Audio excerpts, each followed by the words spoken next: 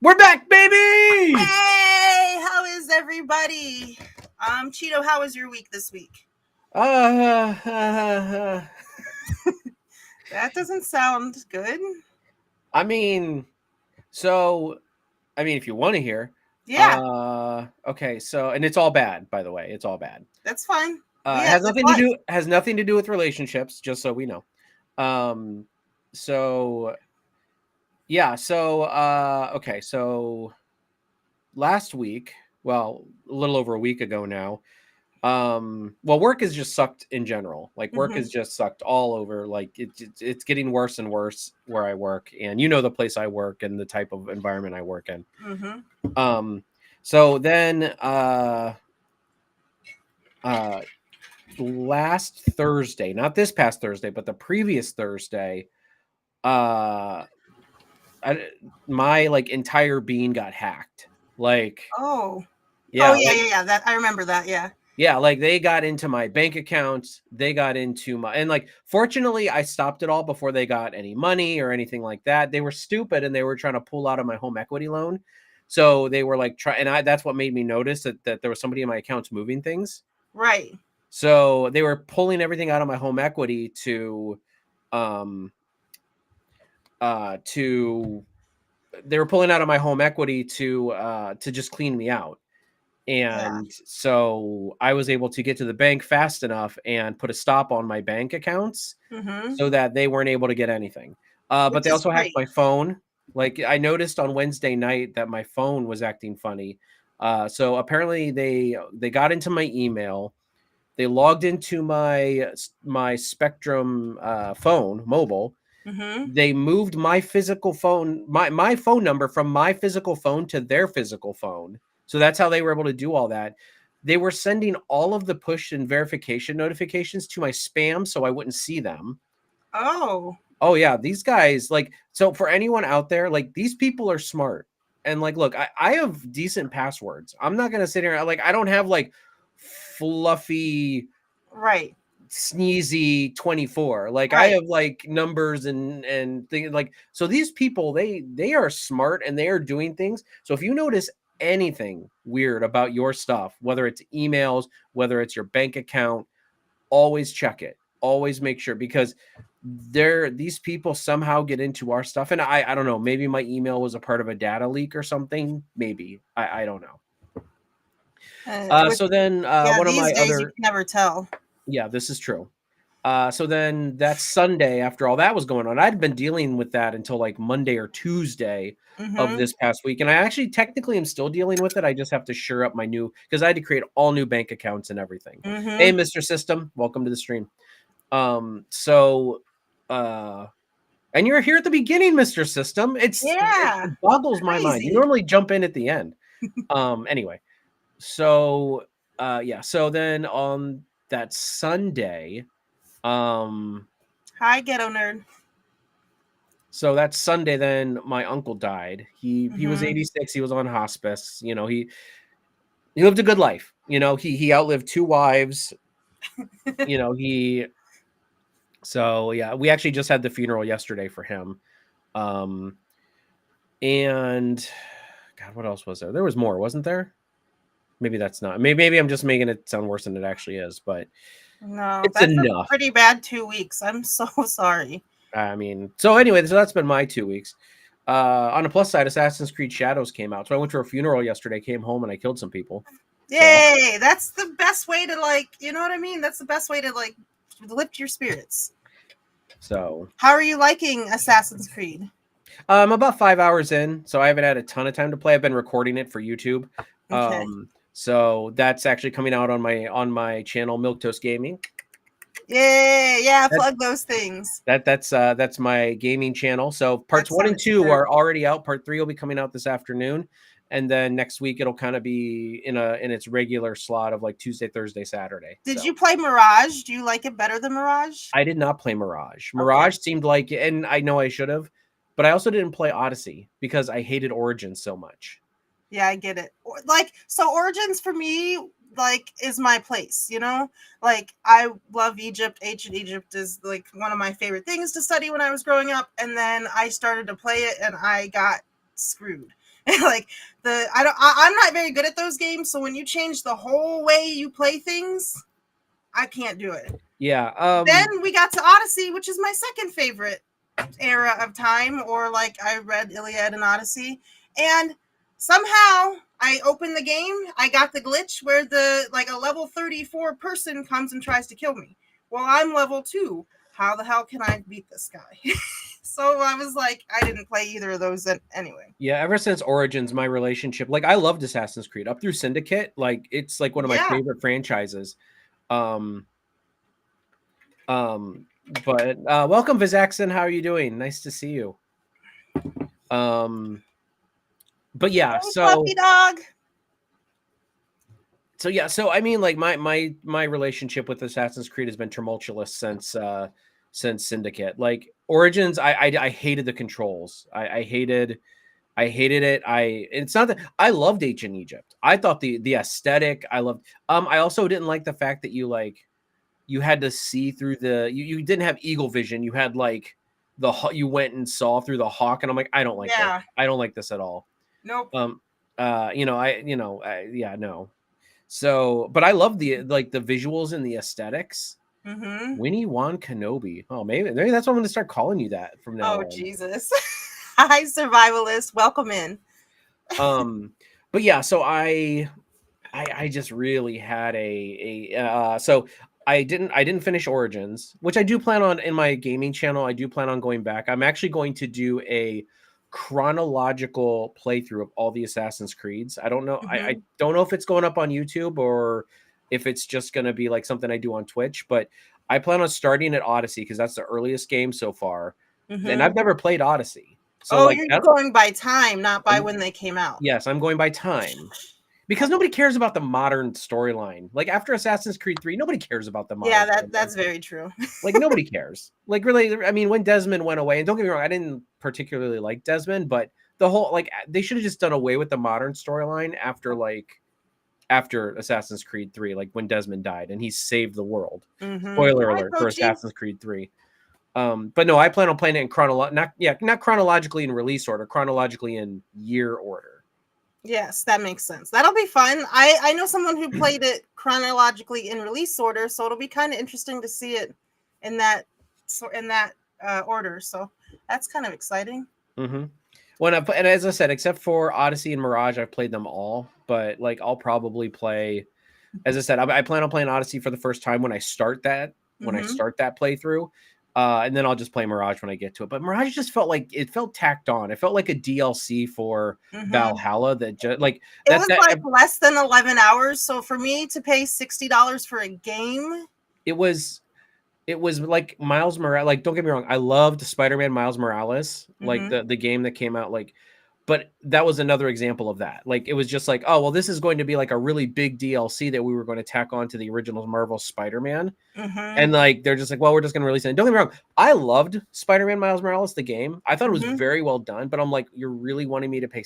I paid like $30 for it, I think, or maybe 20. I was like, I'm not paying full price for something that's less than 20 hours. The only cool thing about Mirage for me was that they had that suit. They worked with that other company that you could wear this jacket, and that if you took a strike in the game, you could feel it in the suit. So that was kind of cool. But that suit was $1,200.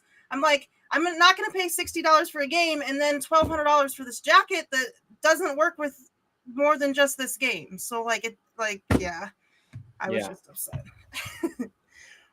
But yeah, anyway, my week was fine. I'm trying to think. Last week on Wednesday, I went into DC and went to Phantom Comics and confused the hell out of our nerd tube chat, because I was like, look, I'm in DC Comics. And I sent a picture of all Marvel characters, and they're all like, what are you talking about? No, I believe that Ginger Greek called you a racist. Oh yes, that's very true. He said you cannot. How dare you affiliate Iron Man and who else was on there? Iron Man, Captain Marvel, I think, or something like that. What's her name? The one that you always make me because she's black. Oh, Storm. Yeah. That's not why I make you her.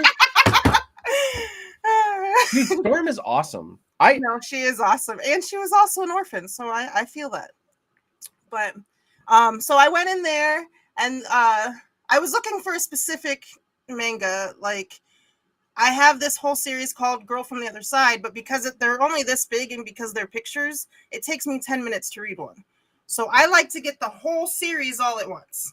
Well, I never found the fourth book. So I've been sitting on this series for 2 years, not able to find the fourth book. So I'm like, let's just go in there and see. Well, I ended up finding that I picked up a Junji Ito book because I love them.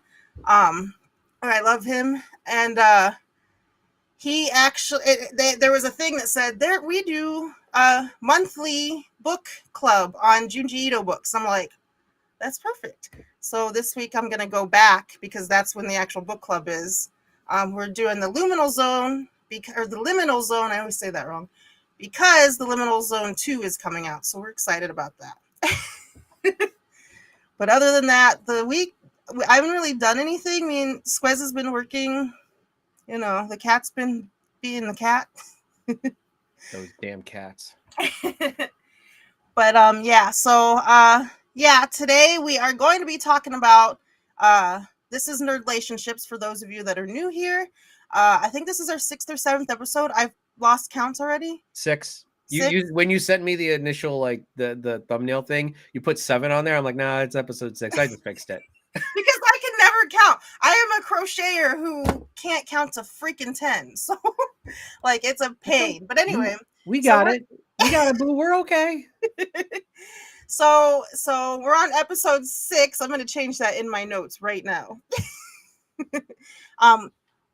Every week we talk about different things that has to do with Lilo, that has to do with relationships and being a nerd.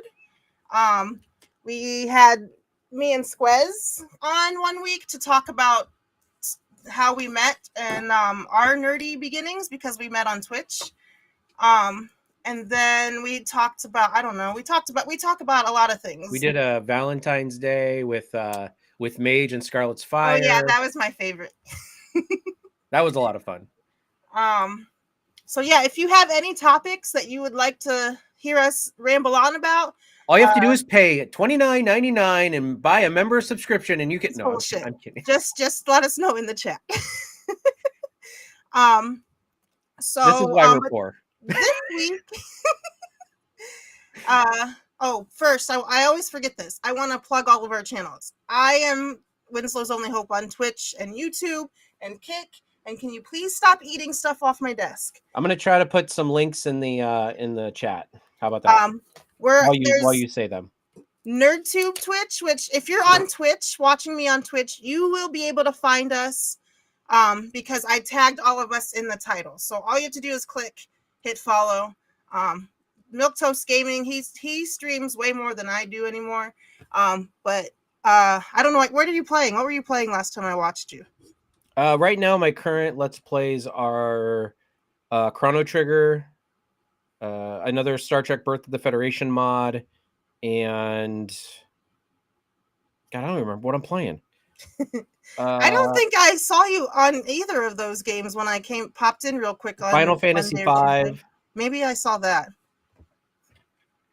Something, I don't know. I play old man games is what I do. Well, you are an old man, so he's only like 4 years older. But also my son is on there, so I mean, like he plays he was playing Batman Arkham for a while, and then he just wrapped that up. Actually, he's been playing Sonic Forces. That's fun. Right now he's playing Spider-Man 2. Speaking of Spider-Man, so yeah, I mean we jump all over the place. As I said, we share the channel. He does his thing, I do my thing. We both have our own YouTube channels. He's under Agent Tim Gamer's YouTube channel. I'm under obviously Milquetoast Gaming. So and I'm trying to do all the links here, but I keep getting distracted because I'm dumb. You're fine. So yeah, my main thing has been podcasts lately. That's just like the only thing I've been having fun with because, just a side note, Twitch kind of ruined gaming for me. But yeah, let me see. Because I want to be able to just play the game sometimes. And sometimes I'm like, in order to stay relevant, I have to play the games when they come out on stream, all that thing. Actually, I hate that. Like that's why I record. Like that's why I'm recording Assassin's Creed Shadow for my YouTube exclusive. I hate playing new games when they first come out. Like nobody, everybody's always watching like the big streamers or whatever. I mean, if you have a solid community, like, and I have a good community, but like you have to have a really solid community in order to like when new games come out. That's why I'm like my Star Trek stuff that's old, Chrono Trigger, like all that stuff really kind of the old stuff really kind of is what people are looking for because they're like, oh, I love Chrono Trigger. Like I played it when I was a Mm-hmm. kid. But like playing new games when, like when they first come out, I'm like, I I can't. Like that's why Final Fantasy VII Rebirth, I recorded that entire thing. I did a stream here and there when I did some like bonus stuff, but like Mm-hmm. I'm not sitting there trying to fight with a million other streamers who are playing these games when they first come out. And honest and truly, I don't think I'm going to get popular by like I'm not stressing myself by Right. being like, oh, I gotta play it right now. And see, at that time I was. Then it became way too much for me. But Yeah, I agree with you. a Like story it's for another day. yeah. Squez says, "Did you talk about playing Donkey Kong with your partner affects your relationship?" It almost ended us. No, I'm just kidding. We are on Squez. He's in my Twitch chat if you want to follow him. That's my partner, my boyfriend, my whatever you want to call him. He's your squez. He's my Squezzy Poo. He streams lots of retro games, but lately in his channel point community challenges, he's been choosing games that he and I both play on his stream once in a while, so that's been kind of fun. So last time it was Donkey Kong Country 2, which is on the Nintendo Switch Online emulator, so that was fun. But yeah, let me go back to my notes. So this week we are talking about the trope of the chosen one and why the chosen one always gets the girl, and we're gonna tack on at the end why that's a problem. Because we're nerds. Lots of us have trouble finding partners. Well, and the thing is that the nerd is usually never the chosen one. Correct. You know what I mean? Like that's my thing is like that's my big hang up with a lot of this whole chosen one thing. It's just like, and then I'm kind of jumping the shark here, but it's just like, like that's my big problem with it is the fact that the nerd is never the chosen one. Mm-hmm. Even though the chosen one is watching probably all of these things, these big Marvel movies or whatever, but except for like a few, like most of them are like Iron Man is this hot rich guy. Like that's not a nerdy person, He just because you're super smart does not mean you're a nerd. Yeah, that's true too. Like, so yeah, is he a billionaire, playboy, philanthropist, whatever the line is? Like, yeah, he is. He's earned, and as a fictional character, he has earned his money, Mm-hmm. But at the same time, it's like, I've heard, oh, well, Tony Stark's a nerd. He's not a nerd. No. Like he's not. And so, like, yes, as people, me, self-proclaimed nerds, me, Cheeto, lots of you in the chat, we struggled finding partners. We see all the stuff that is happening in the things that we love, but it doesn't necessarily relate to us. So that's kind of what we are going to be talking about this week. Let me copy this link so it goes in my Twitch chat. Please make sure you guys follow us on all the things.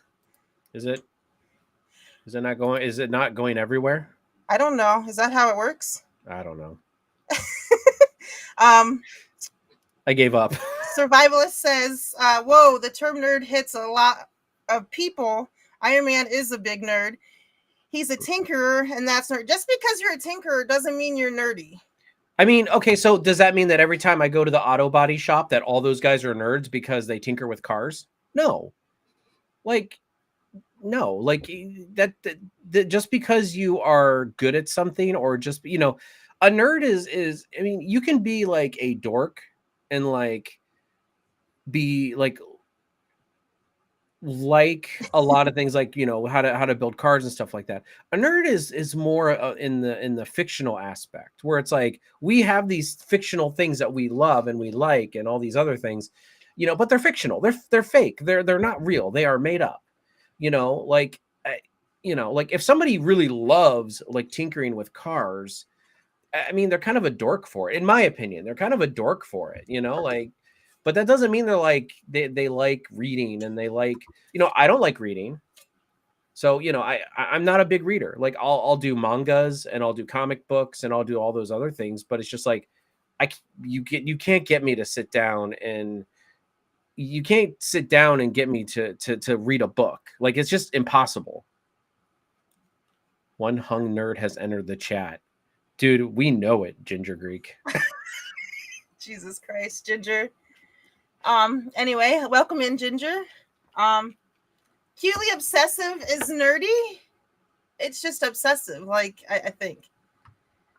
Like my sister makes beer and that's part of her personality, but I don't think she'd call herself a nerd. She just likes doing it. Yeah. I think having a hobby doesn't make you a nerd. I don't know.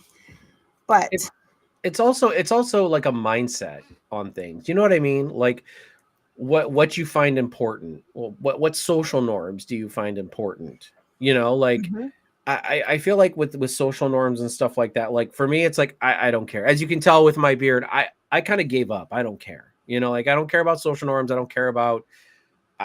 I'm just kind of doing my thing and whatever at this point. You know what I mean? Like I people who I'm really explaining this poorly. It makes sense in my head. Everything always does.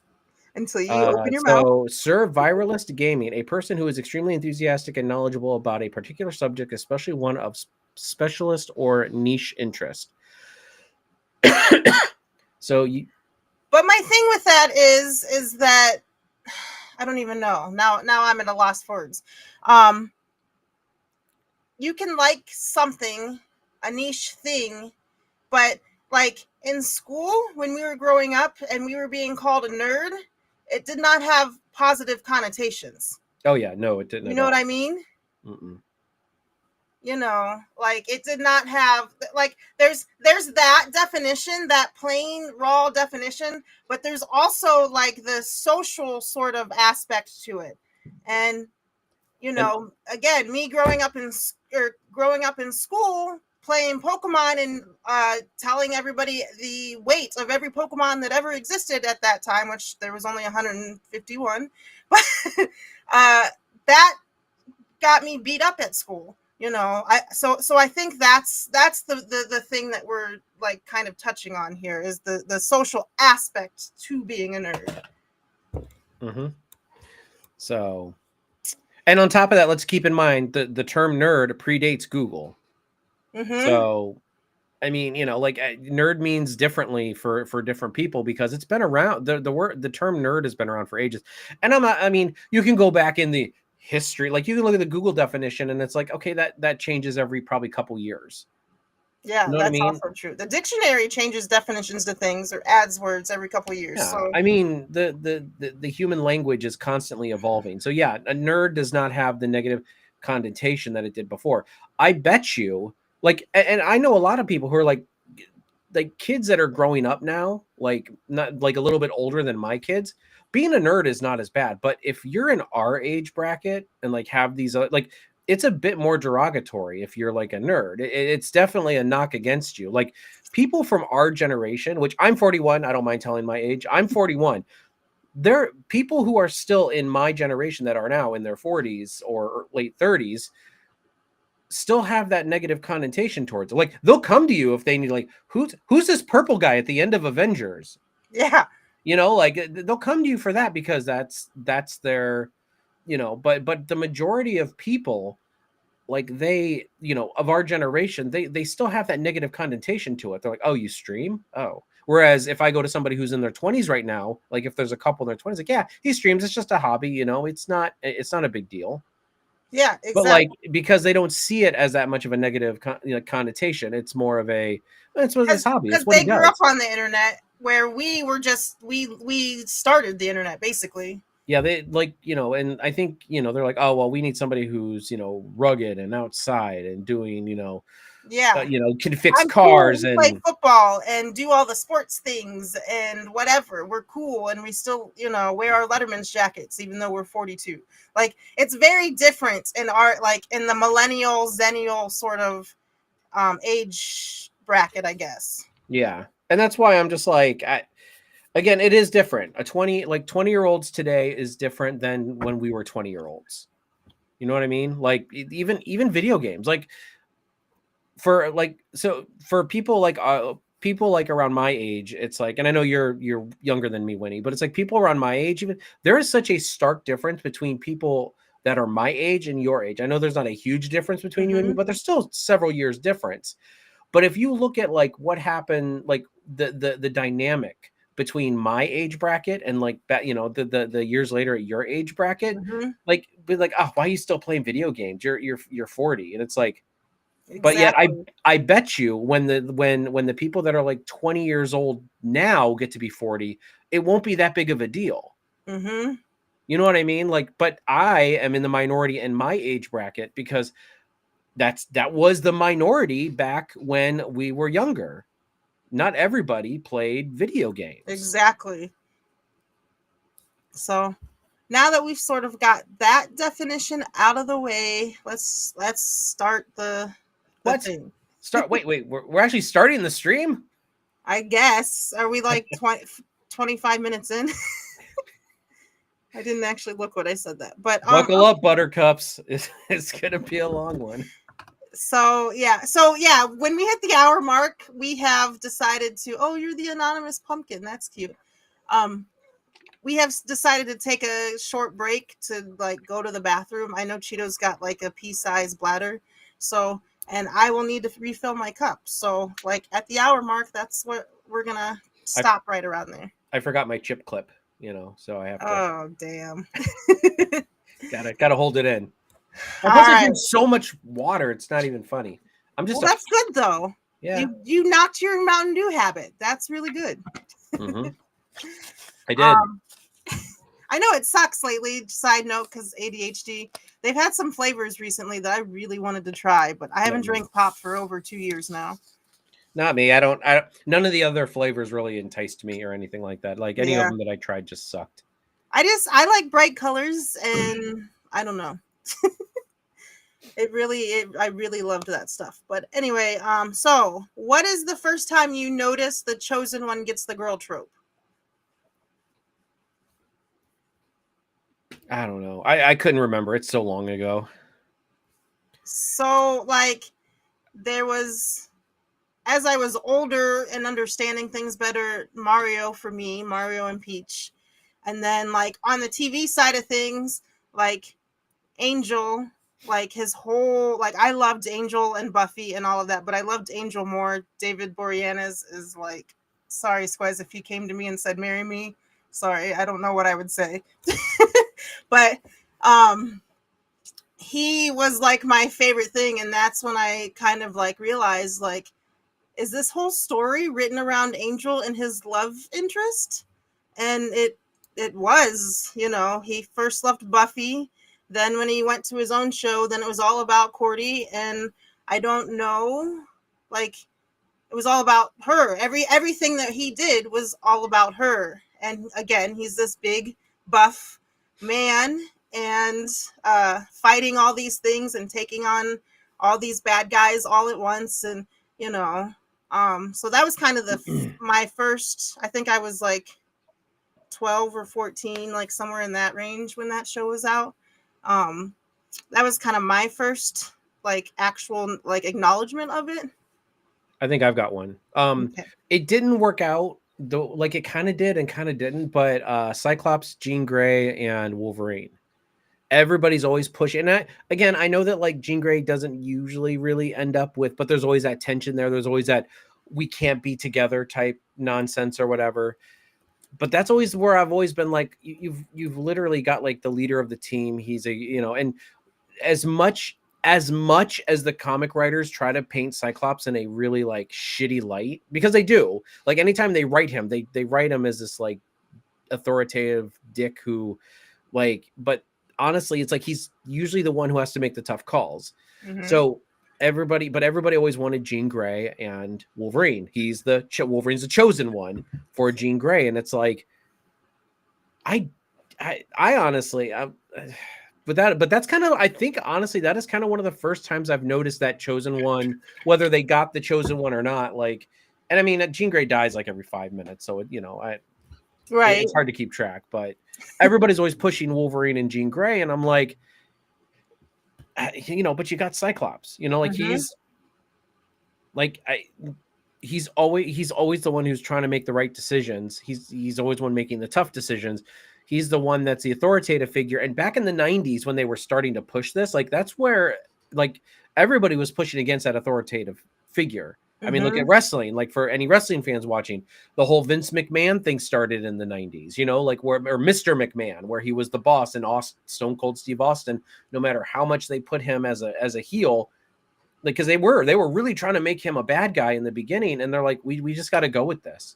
Austin's just got to be a good guy, and that's why they did the whole the Mr. McMahon thing, was because fight against the boss. Everybody wants to suck it to their boss, and that everybody wanted to suck it to Cyclops. Whereas I'm like, I understand where Cyclops is coming from, and it honestly put me in a place where I did not like Jean Grey, where I'm like, let her go. I don't know why Cyclops is obsessed with her. Let her go with Wolverine. Mm-hmm. And that's when Emma Frost came in, and I'm like, yes, Emma wants to be with Cyclops. She doesn't care for the chosen one. She wants to be with somebody who she can trust, be with. And yes, I know they both can read minds, blah blah blah, but I'm just talking about like Yeah, the basic yeah. normal human level. Yeah, and it's like, like that's why I like Emma Frost so much. It's not because she's just hot as shit, but still, like, like it's still she sees it. She's like, no, Wolverine's a bad idea. Wolverine's a bad choice. Mm-hmm. Back in the 90s, it was Psylocke. Psylocke was like the one that they were trying to introduce to kind of put a wedge between Cyclops and Jean Grey. You know what I mean? And like, Mm-hmm. and as much as I like Psylocke, it's like she's like, she was the chosen one for Cyclops, and like even he was like, no, like he's a typical guy. He's like, boobs, but he's like, like ninja boobs, but like he's, so they kept on trying to push this chosen one thing. But that's the first time I noticed that whole trope, probably. Mm-hmm. So, did you like it at first? No. Yeah, I did, but I don't know if it was because I was 13. I'm a, like a young person at that time who is learning about these things, and so for me it was exciting, um, because I was finally like, I don't know, Angel was like my breakout, the first thing that like made me realize I might be a nerd. Angel and Buffy. So like I was coming into my like finding myself at that time, and I loved it. I don't know if it's because I love David Boreanaz or what, but do you think it's starting to feel, or when do you think it's became repetitive In the 90s in the for me? 90s? Like, I mean, as soon as I kind of caught on to it, it got repetitive. And I mean, as I said, you do see it everywhere. And I'm trying to think of other examples, but I'm, my brain does not function properly like my bladder. So it's like, I don't, I mean, I'm sure more will come up in my brain, but yeah, Vizex, and I agree. Disney did kind of make it repetitive. Yeah, that's very true. Disney like went in on that hard. Yeah, I'm trying. I mean, yeah, All of the princesses, like the poor princesses never had a chance. Their whole like MO is to fall in love. yeah, But yeah, like here's an example I have is Harry Potter, which kind of subverted a little bit because like so when I was reading Harry Potter, the first couple books, he doesn't really have a love interest, right? He is just being himself, trying to fight bad guys at 10, 11, 12, 13 years old. Um, so you think because you've been around this trope for so long and it's everywhere, right? You think, okay, it's going to be Harry and Hermione. They're the two main characters. Um, so that kind of was another time where I'm like, where it subverted it, which I liked, but at the same time, like, your brain is already pre-programmed to think, okay, I'm gonna do it's gonna be Harry and Hermione. Well, and they kind of even, hinted at it in some of the later movies. I have not read Harry Potter. Again, you can't get me to sit down and read a book.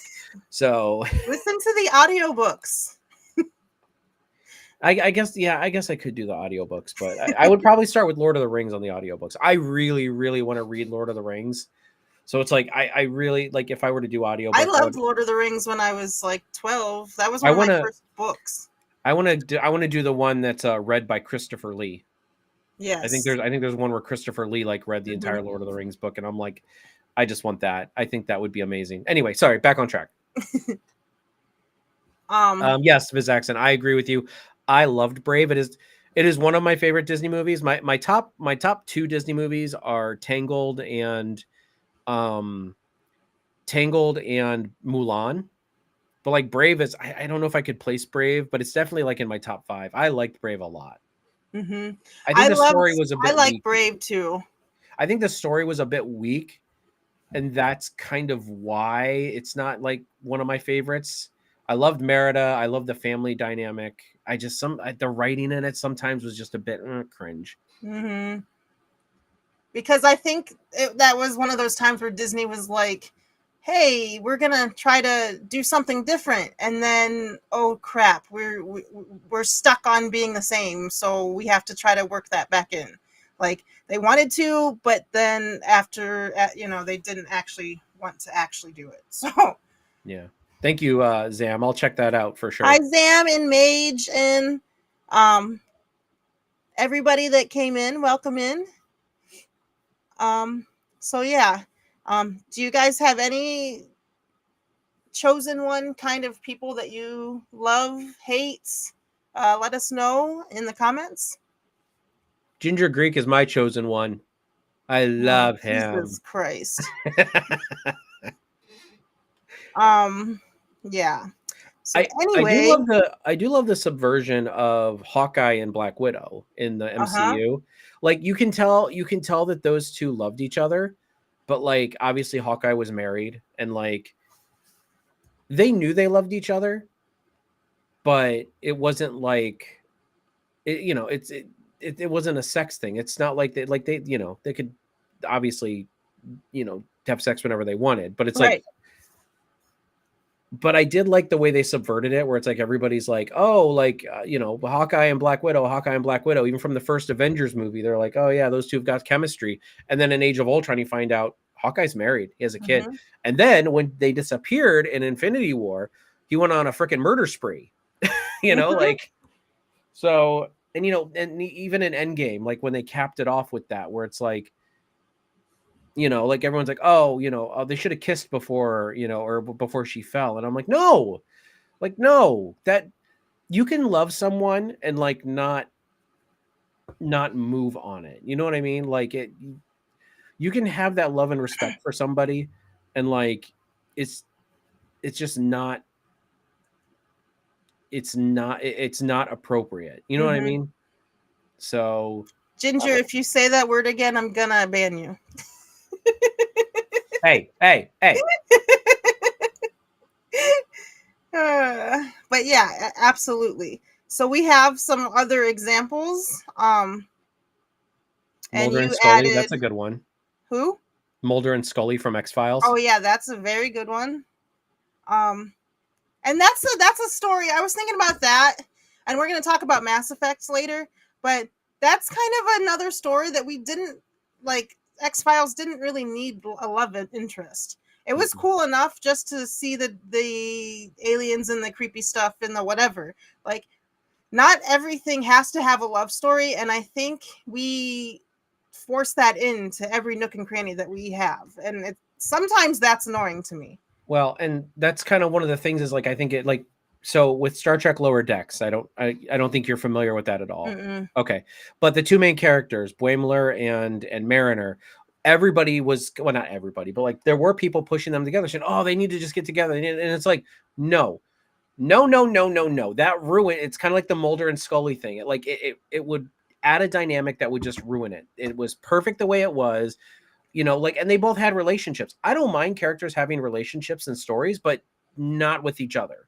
You know, Yeah. that's kind of like one of the fun things about Harry Potter, and I give them credit to. God, I got like one of my hairs from my thing is going up in my nose.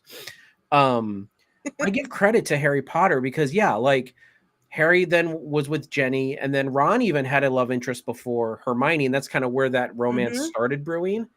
But it's just like, you know, they don't need relationships like within like the main character group. Yes. You know, like that's how you expand your cast. Mm-hmm. But So so maybe that's a money thing then, you know. Like if we're just going on movies, that was based on a book, so they kind of couldn't help that. But like maybe that's why. I'm not 100% sure, but they don't want to pay all these extra cast members. But yeah, I see. I like it would be nice to like in my group of friends, we're friends. You know, we're not dating each other. You know, my one friend's dating her or married to her husband. My other friend's dating whoever she's dating, and it's like that's normal real life. Like it doesn't feel like normal real life, you know, when you're jamming these people together that don't necessarily have to be together. well, and that's kind of why, and I agree with Mage here, actually. He says, I agree, Winnie, not every story needs to have a love story. Their prevalence is part of why we have the incel problem. Mm-hmm. And I agree because you know what? Like, that's why you get, you know, like the friend zone. And this is a top. I know this might be one of our future topics, and I don't like the friend zone, but not for the reason you really think.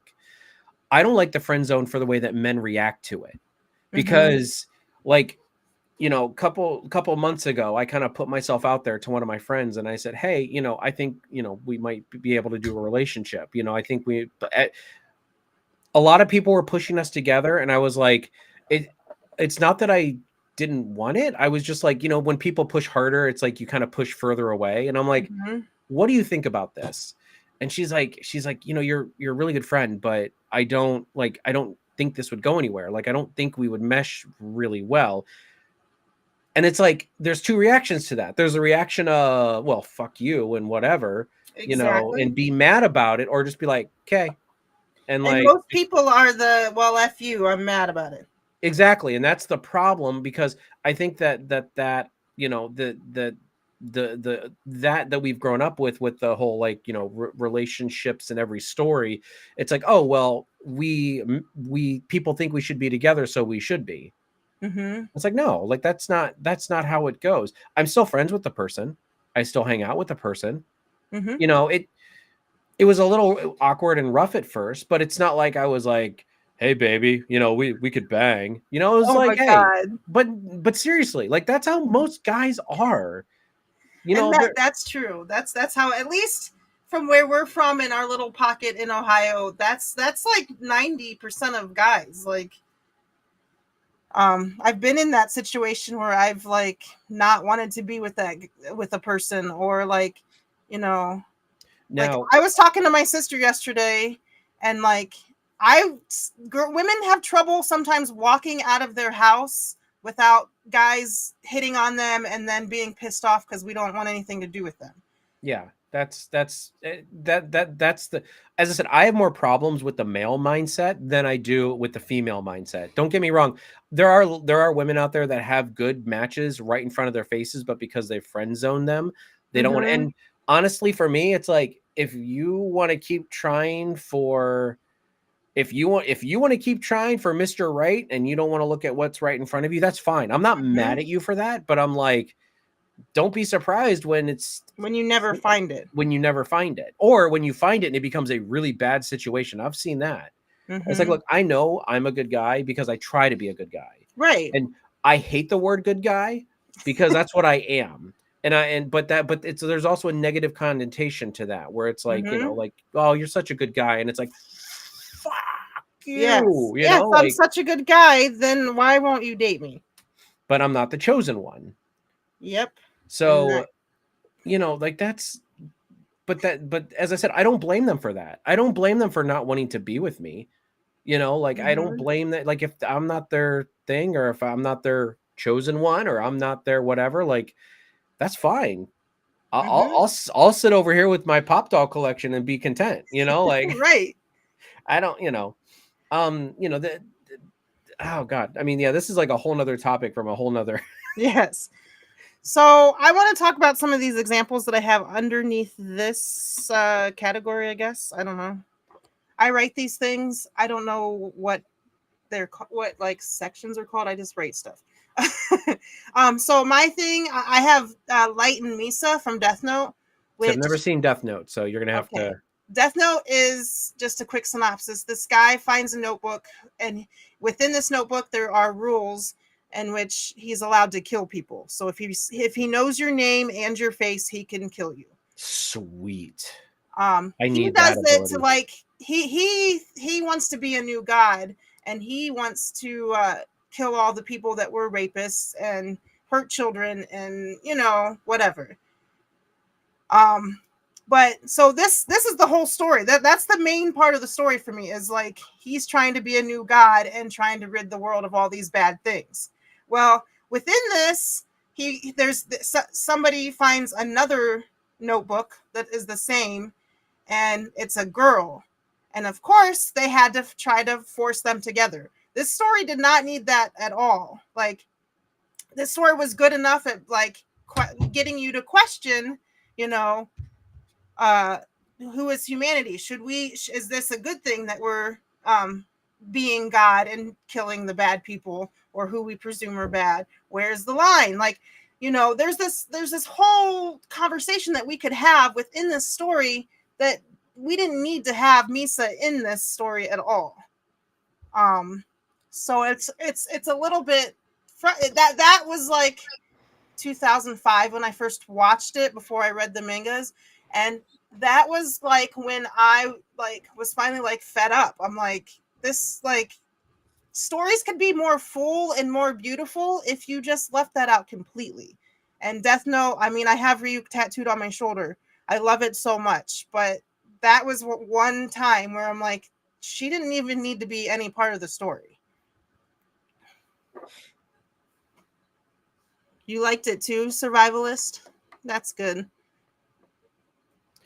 So one of my big ones is like, and again, like I don't know if this kind of were like, because everybody has the argument in Final Fantasy dumb about Cloud and Tifa, Cloud and Aerith, Zack and Aerith. Like everyone's pushing what that, and like and I'm a part of it too, because I am of one mindset, and whereas a lot of people are of another mindset, where I'm like if the pairing makes sense, okay, but like 9 times out of 10 they just feel forced and they ruin stories.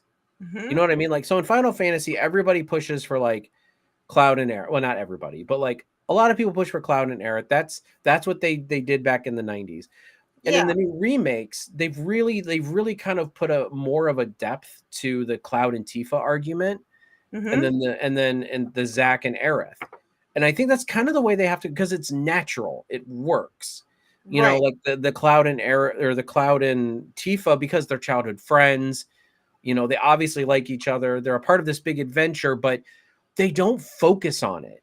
They Mm-hmm. don't like especially in the remakes. They're like no, like this is happening, but like it's not like a major focus. It's not forced. It really Mm-hmm. isn't. And I commend them for doing that.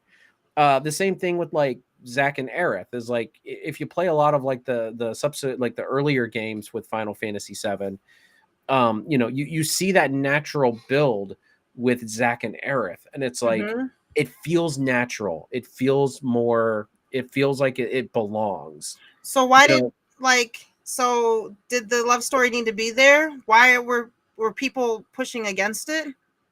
people wanted. Well, people were more pushing for like a Cloud and Aerith thing, but whereas like like it made more sense for Aerith and Zack and Cloud and Tifa. Mm-hmm. So Okay. them forcing like the Cloud and Aerith thing made it very like forced. Okay. But like with the natural, and I don't have a problem with relationships in stories as long as they enhance the story. Yes. With Cloud and Tifa, it enhances the story and the journey. But with Aerith and Cloud, it really feels forced, and it really feels like, okay, we're pushing these two together. Mm-hmm. Whereas with Zack and Aerith, like, it takes place before the events of Final Fantasy VII. You can see them together, and it's like, but it's more natural. Them coming together is more natural. You can have tension between people and not, like, as I said, it's just not right. You know what I mean? Mm-hmm. Like, but at the same time, yeah, I really like, and if any of my Final Fantasy marks out there are watching, I mean, let me know your thoughts. A lot of people push for Cloud and Aerith, and I'm like, I don't see it. I don't think it's a good match. I don't think they vibe well together. Even in the 1997 original, I don't think they vibe well together. But that's what everybody pushes. Not everybody, but that's what A one of the lot of big people. a lot of people push. Mm-hmm. And it's like, no, Cloud. And as I said, in the new remakes, they've really done a good job at making it more of like, no, we're going with this more natural progress, like this more natural relationship. It progresses that way. There is tension there, but it's not forced. Whereas, sometimes I feel like Aerith is going to come up with a steel chair and hit Cloud and says, "Love me." And that will be a whole different kind of show or Yep. game. Ginger says, I find 90% of love stories within films that aren't of that genre annoying. I don't need every film to have a guy getting the girl. Like every Sandler film needed to have that. I Yeah. hate Adam Sandler, so I have not seen most of his stuff. I mean, I've seen a couple. It's Uh, mostly forced, and mostly because Adam Sandler wanted to, like, kiss or, bang hot chicks. oh, okay. And normally, like, no offense to Adam Sandler or anybody who likes him, he's not attractive to me. He never was. And his sort of slapstick, work blue, easy comedy was not my thing ever. I think Adam Sandler's yeah, like, there's some things that I do. There's some movies that I do like. He does a really good job with dramatic. There's a Don Cheadle movie he did that was really good. It was about like the aftermath of 9/11, and like the guy, like, he was like a doctor who lost his family, and he just mentally broke. It Oh, was a very good movie. I would, if he is not he has very little Sandler isms in that movie, but it okay. is very good. I would watch that one. Okay. And Don Cheadle's in it. He's really good too. What is that called? I don't remember what it's called. That's like Ryan Reynolds. Ryan Reynolds has a really good father-daughter movie about, like, three ladies that could have been her mom or whatever, or, like, he's telling the story, but Mhm. we don't, like, she knows who her mom is, but we don't. Reign Over Me. Yes. That's such a good movie. But like, um, that's like me and Will Ferrell. I can't Mhm. stand Ferrellisms. Mhm. Elf the movie. Like, if there was anyone in that movie other than probably Will Ferrell, I might have liked that movie more.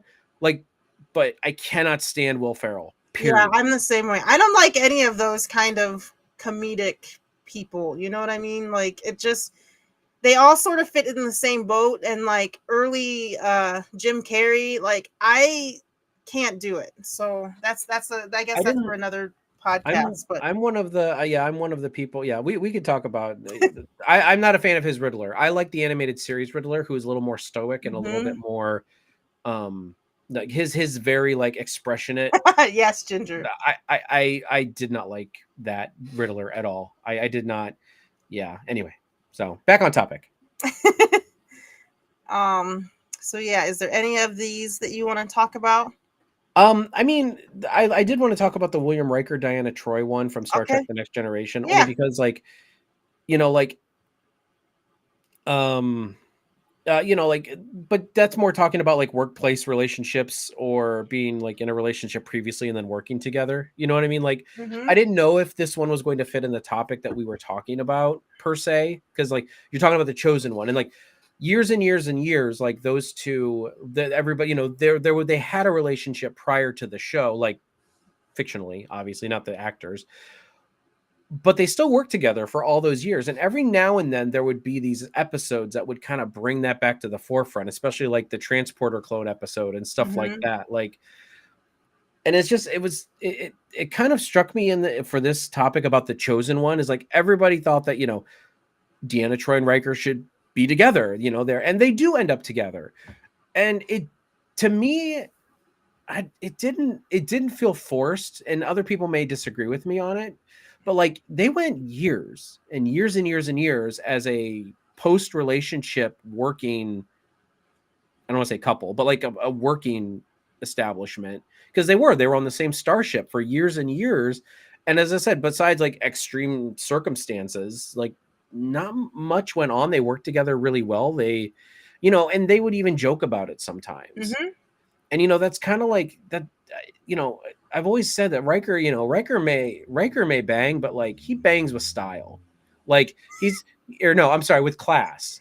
Because like Yeah. he's not, just because something doesn't work out, he's not going to hold that against you. You know Right. what I mean? Mm-hmm. Like, because it was made very clear in some of the episodes that like Riker was kind of the problem in that relationship, but Riker didn't blame Deanna for that, I don't believe. Right.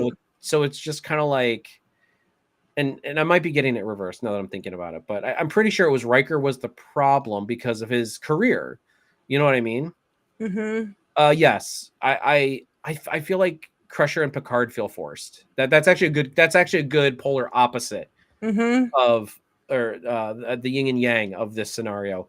Uh, the fact that Crusher and Picard just kind of like post Star Trek got together and had a kid, that felt very forced. You know what I mean? Like, Mm-hmm. even in the final episode of All Good Things, like it just felt like they put it there because everybody thought it should happen. Picard and Crusher. And honestly, I never shipped it. I thought it was funny in some episodes, like again, extraneous circumstances, but like them just throwing a kid in with them was, Mm-hmm. it was just kind of an ass pull for me. That's one of the problems I had with Jack Crusher on Picard season 3, was like Picard and Crusher have this kid. Like, okay.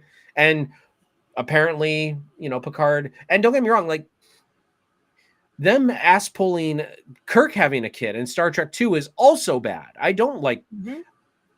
I like what happened because of it, because there was a lot of dynamics there.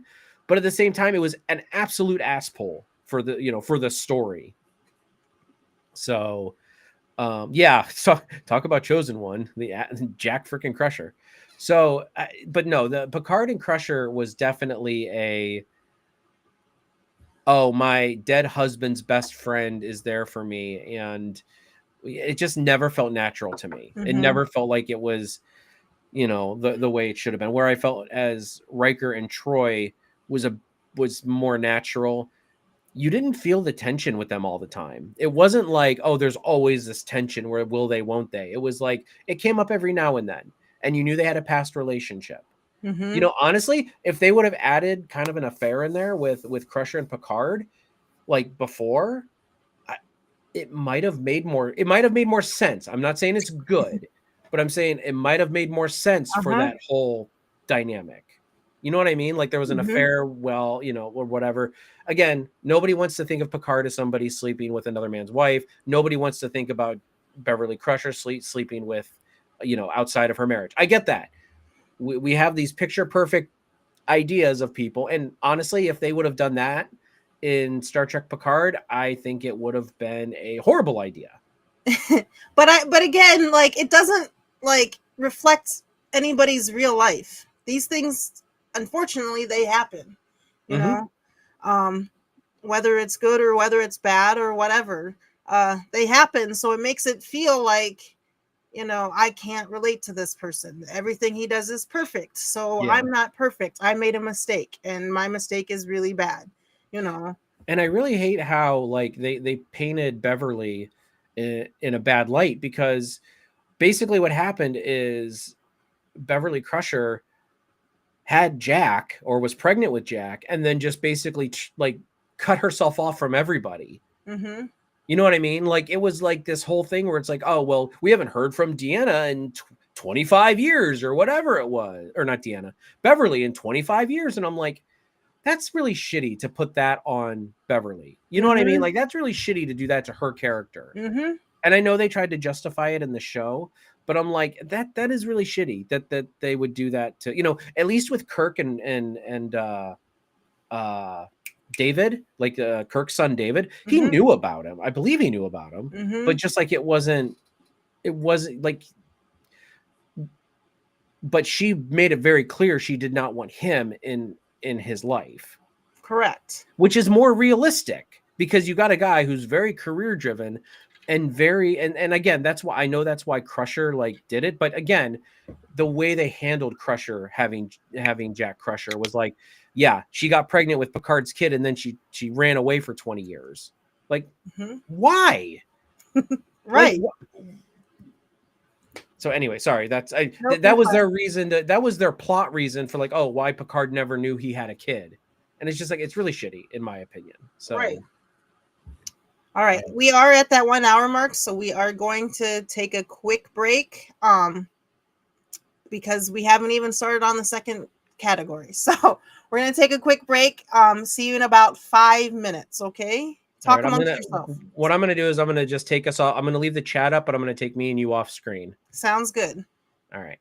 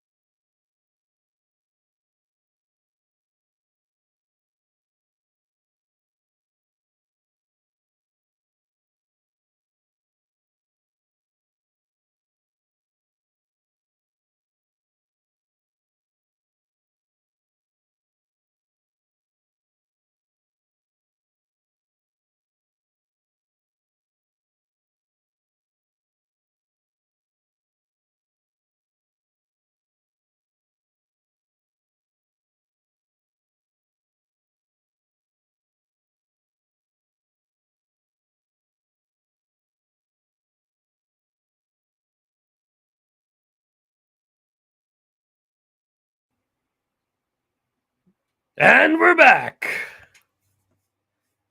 Yeah, I can't hear you. And we're back. Thank you guys so much for waiting. I didn't know that if when we were backstage if you could still hear me or not, so I just muted I my mic. can't hear you, but I can see you. And I saw you sitting there, and then I sent you a text, and then you messaged in the private chat. So Oh, I didn't know. You it's, told it's me you did? yeah. Okay.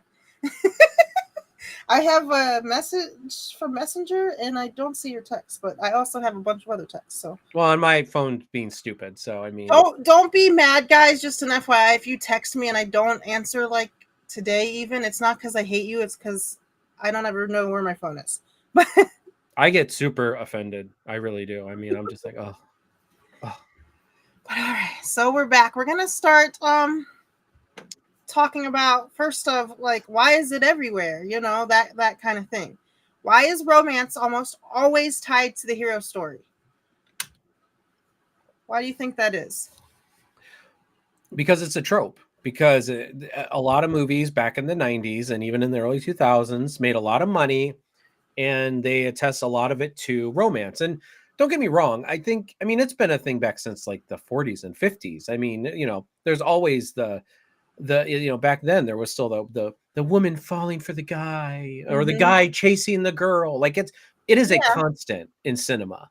Um, I think it's only been, and truth be told, I think it's almost, I think it kind of got subverted by the MCU when like MCU like started not making romance. Like even in early MCU movies they had it. Like, obviously Iron Man and Pepper Potts and Peggy Carter and Chris Steve Rogers, and but I think, Spider-Man and MJ, yes. yeah, Spider-Man and MJ. Like, but I think when they started doing movies that didn't focus on the relationship, like look Mm-hmm. at I mean, even Thor like had Jane Foster, and I think people got tired of it. When we got to Avengers, it was like, and I might be completely wrong on this, but this is kind of my thinking, is like when we got to Avengers, there was this movie that there was no like there were couples and relationships in there, but they didn't focus on any of that. Mm-hmm. Like you saw a scene with Tony Stark and Pepper Potts. You saw you saw Steve Rogers kind of like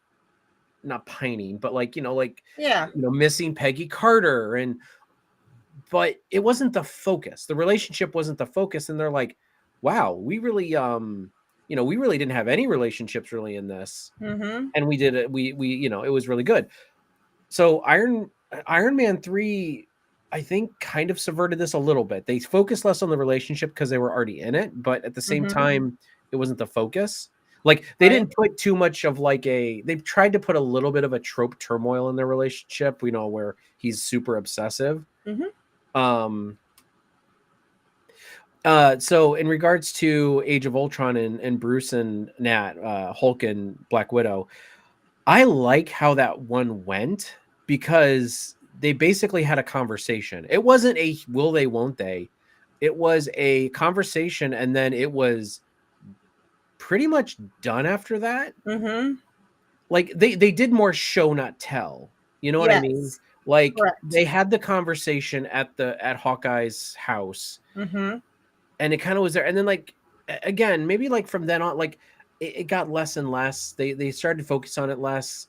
You know, in Avengers Infinity War, it was, yes, you had like the relationship between Scarlet Witch and Vision, but it wasn't like the focus. It was a part of the story, but it wasn't the focus. And I think they kind of started this trend of like and again, there might have been other movies that set off this trend. This is when I first noticed it, Mm-hmm. but like, and I mean, I do agree with people that the Hulk and Black Widow relationship, like will they, won't they, kind of felt a bit forced. I liked it because it was different, Mm-hmm. but did it need to be there? I don't think so, and I don't think it was the crutch of anything in the movie. Right.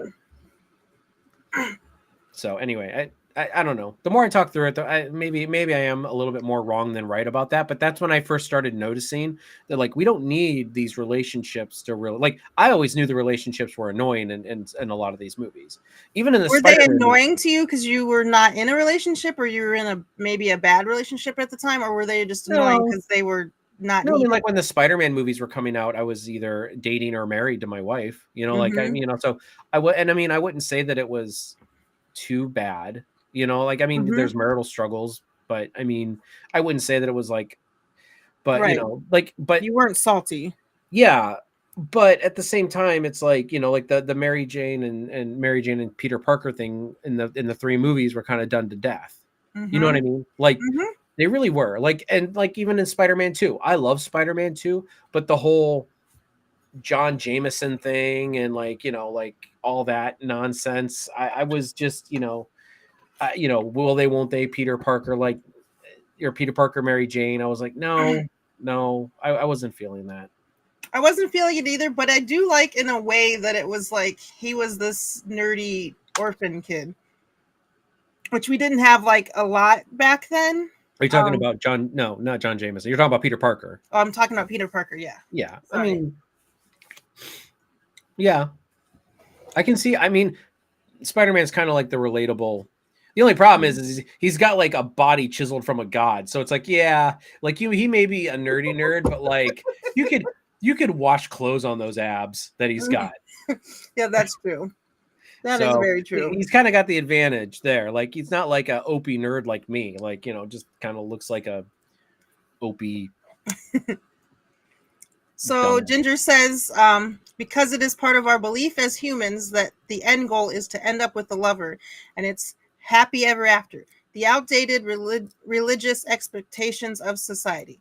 This is Which true. is true, but like if you watch lots of any or really any French films or talk to French people, like my one French friend was like, "Your stories are stupid. We don't like they. I mean, they have they. She is in like she's married, but they are together, but also seeing other people at the same time because that's part of their culture. How I understand it.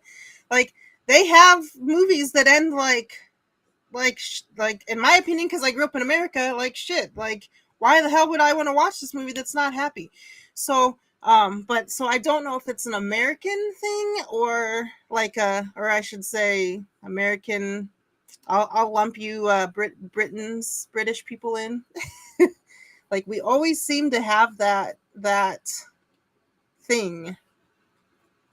I mean, I mean, there is a precedent though, like of one. Everybody's supposed to have that happily ever after because it's like, like let's look at the financial side of it. Where do people get married?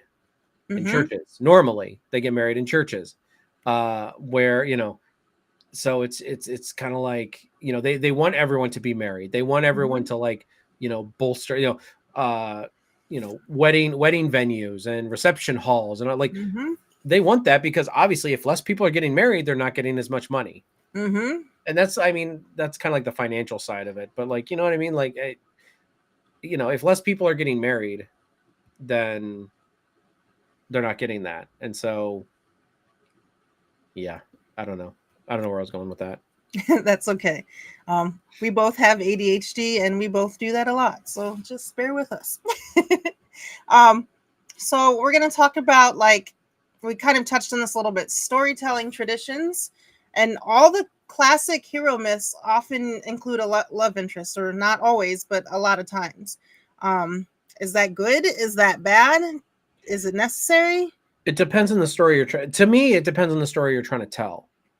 So, like I brought up like, and as I said, I don't know if you know Final Fantasy too well, but like that's like Hmm. the Cloud, Aerith, and Tifa thing. It's like Hmm. in the story they were trying to tell, a love triangle made no sense. You know what I mean? Hmm. So, but as I said, in the remakes that they've been making, they haven't made it about like the love triangle. It's not a love triangle, really. It is it now there's tension between these two characters and they're Hmm. on this adventure, but it's not like, oh, I have, it's not like she's chasing him or he's chasing her. Like they're in the Mm-hmm. middle of this like worldwide like Epic thing, yeah. epic adventure thing, and they're trying to figure that out. But like it's got to fit narratively in with the story. And that could absolutely happen. You see it. This is the closest thing I've got to that in the real life is like lots of people that are single in the military. We go and have these epic adventures while we're in Afghanistan or wherever. And you see a lot of like these relationships happen because we have no other choice. It just naturally happens. So as long as it's natural, I think it's good. I don't know. Well, yeah, I mean, I don't think any story should need unless it is unless you are telling a romantic story. And keep in Mm-hmm. mind, like you can tell a romantic story. You know what I mean? Yeah. Like you can tell a story that is based on romance. That's fine.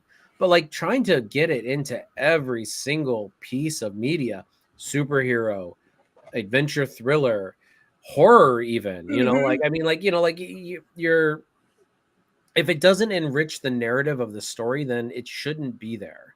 Mm-hmm. And when they do it in horror, just a side note, it makes me so mad because I'm like, we're already terrified. Do you think if I was this terrified, I'd be given two shits about that person? Unless it was happening to my family. But if it was just me dealing with this thing or just me and a group of people dealing with this thing, do you think that I give a shit about falling in love? Like, it I doesn't make any sense. So here's one that I thought of a little bit ago and I meant to bring up. But like what are your thoughts on the movie Speed? Like the relationship there?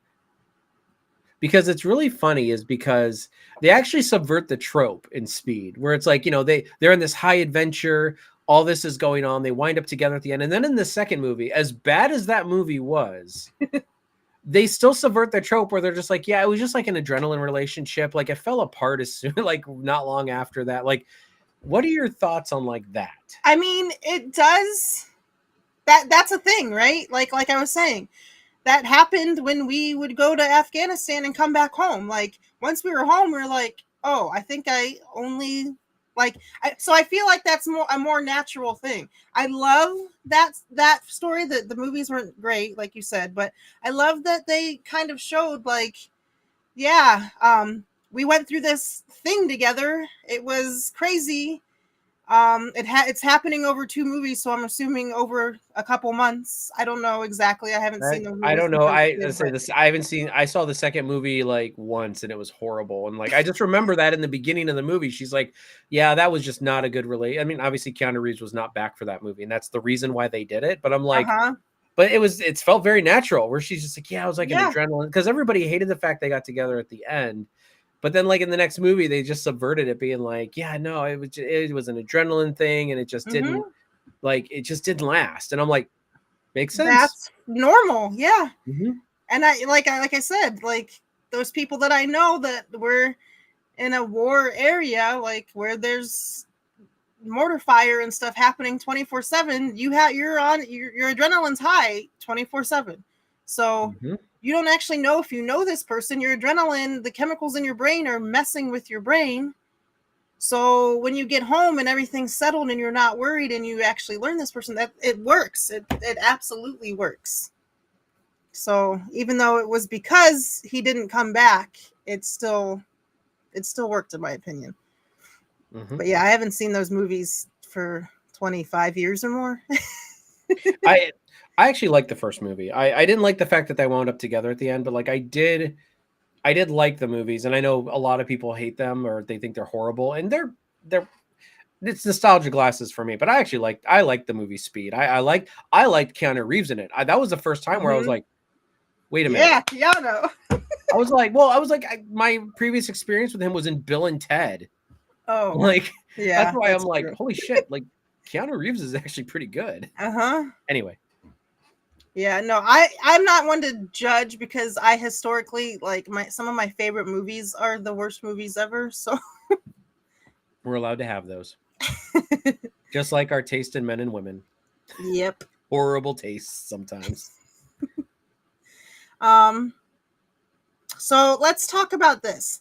The idea of the romantic partner as the reward for heroism, because Ooh. that Speaking of kind speed, of happens a lot. Like we do this big thing and we get a lot, like Speed kind of was that, I guess. Um, we do this big thing and then at the end we get the girl or we get the guy. I mean, yeah, I mean, and I think honestly that trope is kind of went out of style back in the 80s and 90s. Like, but I agree, it was definitely there for a long time. I mean, look at Mario. Like Mm-hmm. you run through and you fight this big dragon dude Mm-hmm. to save the princess, and you just assume that she's gonna like really dig this short ass plumber. Yeah, You know the what I short, mean? Like, chubby plumber. yeah, like I mean, no offense to Mario, he's heroic and all, but that don't mean Princess Peach is automatically gonna be in love with you. Correct. I have my own theories on that whole relationship anyway. And I love it because Toad's always flicking you off whenever you get to the end, and he's just like, eh. Oh Ah. my Jesus. But no, I mean, like, yeah, like yeah, I mean, it should never be the reward. I mean but that's where it feels forced. You know, Mm-hmm. like, oh, I saved you, ergo, you should love me. Yes. You know, that's like let's bring it into a real world perspective.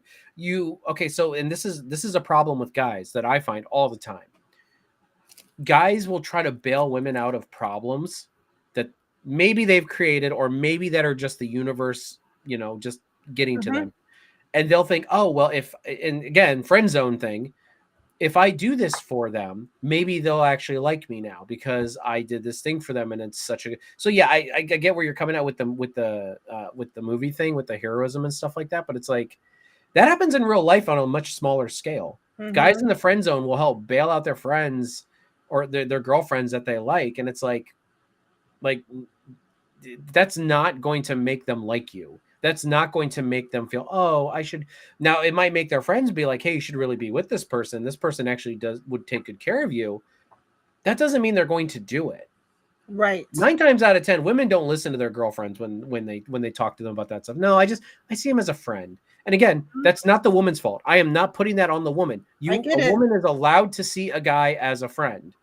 It is the guy's problem that they stick around and try. And my philosophy with dating apps is like that. It's like with my friend that I put myself out there recently. I'm still friends with her, but Mm-hmm. that's because we had a relationship, or not a relationship, a friendship prior to Right. putting that out there. But like if I'm on a dating app and somebody's just like not interested, oh, but we can still be friends. I'm like, deuces. I don't know you unless you really like have something that genuinely interests me, like friendship wise. Mm-hmm. I'm not going to keep talking to you. I'm not going to waste my time. I've got plenty of friends, Mm-hmm. like, and it's no knock on her, but I'm just like, I don't need more friends. We are on a dating app. This is what we are doing. And unless you Mm-hmm. show me something that you are genuinely interested in, that is also interesting to me, that we could build a friendship on, I'm Yeah. not gonna, What's the I'm point? not sticking around. A guy is allowed to walk away from a woman and be like, you know what? And I need to create some distance here. Mm-hmm. If you cannot fathom the fact that they want to just be friends with you, like, and as I said, guys stay in the friend zone, that's on them. Mm-hmm. Because like I had to decide then with this other friend of mine who I've had a friendship with for several years. I was like, do I walk away from this friendship, or do I make myself comfortable in the friend zone willingly? Because I'm not going to stay there unwillingly. I'm not going to Right. try to drag myself out of it. And one day, if she finally says, you know what, let's give it a shot, I'd probably be willing. It's not like it Mm-hmm. would be bitter the fact she turned me down the first time, Mm-hmm. but it's just like guys need to stop with this whole guys need to stop with this whole like, oh, they do it to themselves. And that's the one thing they don't want to hear, is that they do this to themselves. Like it drives me nuts. Like listening to guys talk sometimes about like, oh, I don't know why, oh, she's so fucking stupid. She'll never see, she got something good right in front of her. Well, okay, obviously you're not that good if you're sitting there talking shit about them. Right. Like move on, find something Yep. else, find somebody else. Fill that void. I get it. I have the same thing. I need to fill my void. I'm in therapy right now trying to fill that void. But the thing is like I'm not taking it out on anyone. Mm-hmm. Maybe I'm taking it out more on men than I am on women, but it's frustrating to sit there and watch people who, and this is what frustrates me with incels, is like, you guys realize you are the problem, and they cannot fathom the fact that they are the problem. They are the reason that they are like where they're at. Mm-hmm. Instead of enriching their own life and going out there and finding something different. Agree. Agree. Do Again, you I guess we're just piggybacking the whole friend zone thing right off of. do you think that having a love person at the end as the reward is good for either character? In that, like, she was just my reward. Does that necessarily equate to love? Does that, No. how does that make the woman, which is largely in a lot of this fantasy sci-fi stuff? I mean, if she's large, I mean, it might be a reward, but I mean, I don't know what that means. I was talking about her boobs, Winnie. Jeez, Mhm. oh, Pete's. I'll spell it out for you. Boobs. I'm also autistic. You often have to. Anyway, like, I don't want to be someone's reward. I want them to be with me because they like me. There's an attraction there. There's something, we have Mhm. whatever. I don't want to be just your reward for doing your good deed for the day. You know what I mean? Because that makes me feel like shallow, or like not. What am I trying to say? That makes me feel like an item, like a token, like a, Mhm. you know like not something that was actually worth anything. I'm just the pretty girl at the end, and then my being doesn't actually matter to the story. Mhm. Yeah, no, but that's the point entirely, is that, guys have this reward. So like, we're like dogs. Like, Mm-hmm. guys are like dogs. We're just like, we do a good thing, we get a treat. And for us, that treat is that woman at the end, or that, Mm-hmm. Exactly. that lay at the end. You go out and you buy a girl a drink, you buy him several drinks, and then a guy just assumes that he's going to get laid at the end of the night Mm-hmm. because you bought all of these drinks for these people, and then they get pissed when they don't. And it's Mm-hmm. like, that's the problem right there, is that you guys are putting yourselves in that situation. You have no one to be mad at other than yourself. And that's where I'm wondering if these shows and movies that we all love dearly, like, that they play a part in us thinking that, because in the movies it happens, and Mhm. sometimes we have trouble, like, at least, thinking that this is a movie, this happens in movies, it doesn't necessarily equate to real life. Yeah. No, and I mean that, but that's media for you. I mean, Mm-hmm. even new, like, not getting political, but like, look at the media news. Like, they feed Mm-hmm. us all the information they want us to know and want us to respond to. That's Mm-hmm. kind of like the movies and stuff like that. They feed us all of these, like, they want us to react all these certain ways and do all these certain things, think these certain ways, based on what narrative they're trying to tell. And as Mm-hmm. people, we're easily like shepherded with that. Yeah. Like, and it may not even be like, I know with the news networks, it's more, Yeah, it's more intentional and more yeah, it's more negative. intentional. But like, even with movies, like, somebody's just trying to tell a story, but Mm-hmm. like, they don't realize how somebody without the kind of like the judgment calls, like, they may take that, and if you see it enough, you think that that's how things are going to go in real life, especially growing up. When we were all growing up, that's why we saw all these things and we had these assumptions. Mm-hmm. You buy a girl at the cute girl at the bar a drink, and all of a sudden you're in. It's like, no, Mm-hmm. like, you got to have a connection. For me, it's like, I'm not going to buy you a drink until I know we have a connection. The Mm-hmm. drink is not my in. The connection is my in, and then I'll buy you a drink. Right. And again, and even if we have that connection, and yeah, like, and I buy the drink, that still doesn't mean that I'm going to get her at the end of the day. But Mm-hmm. at least I know that they're, like, as I said, just because you buy someone a drink and go and talk to them, that doesn't mean you're going to get, you're in. Exactly. Do you think there are exceptions to this chosen one doesn't get the girl? Like, do you But have like, any in mind? We kind of talked about it a little bit, but I want to go more in detail. I don't know. I mean, because I like they don't get the girl, or just like that's not the way the story went. Like, because like you can say Harry Potter, where it's like everybody thought Harry and Hermione, but yet Mm-hmm. the writer, as much of a piece of shit as she is, went a totally different direction with it, which Mm-hmm. I commend her for. That was good, a Mm-hmm. good subversion. And even though two main characters still wound up together, it wasn't the ones that people thought. Mm-hmm. I Um, think mixing things up sometimes is good. Like mhm. sometimes I just get like we talked about earlier, it gets repetitive and it gets boring. Like I need new things. I need like I don't want to watch the same, it happened in Harry Potter, it happened, it happened in this story, it happened in that story. And then like eventually I'm just like, why am I what's the point? Like it's all the same, you know. Yeah, because if I were to write a story, like Mhm. I would never, if something felt naturally progressing that way and there was a narrative opportunity for it, then I would go for it. Another Final Fantasy example, I know, I'm sorry, You're fine. I'm losing people with the Final Fantasy, but like in Final Fantasy 6, there are no real romances. Mhm. There are hints at some, but there are no romances, Mhm. like at it in it at all. Everybody has their ship picks and stuff like that, but like but there's a relation, there's like there's interactions between a character named Locke and Celeste, Mhm. and their progression, even though Locke was like in a relationship prior to the game starting, and like he was totally in love with this girl that was like in this coma, Mhm. and died and everything like that. So, but the natural progression of life, and it's not like they were like hitting on each other either. It just worked. You know Mhm. what I mean? And like Yeah.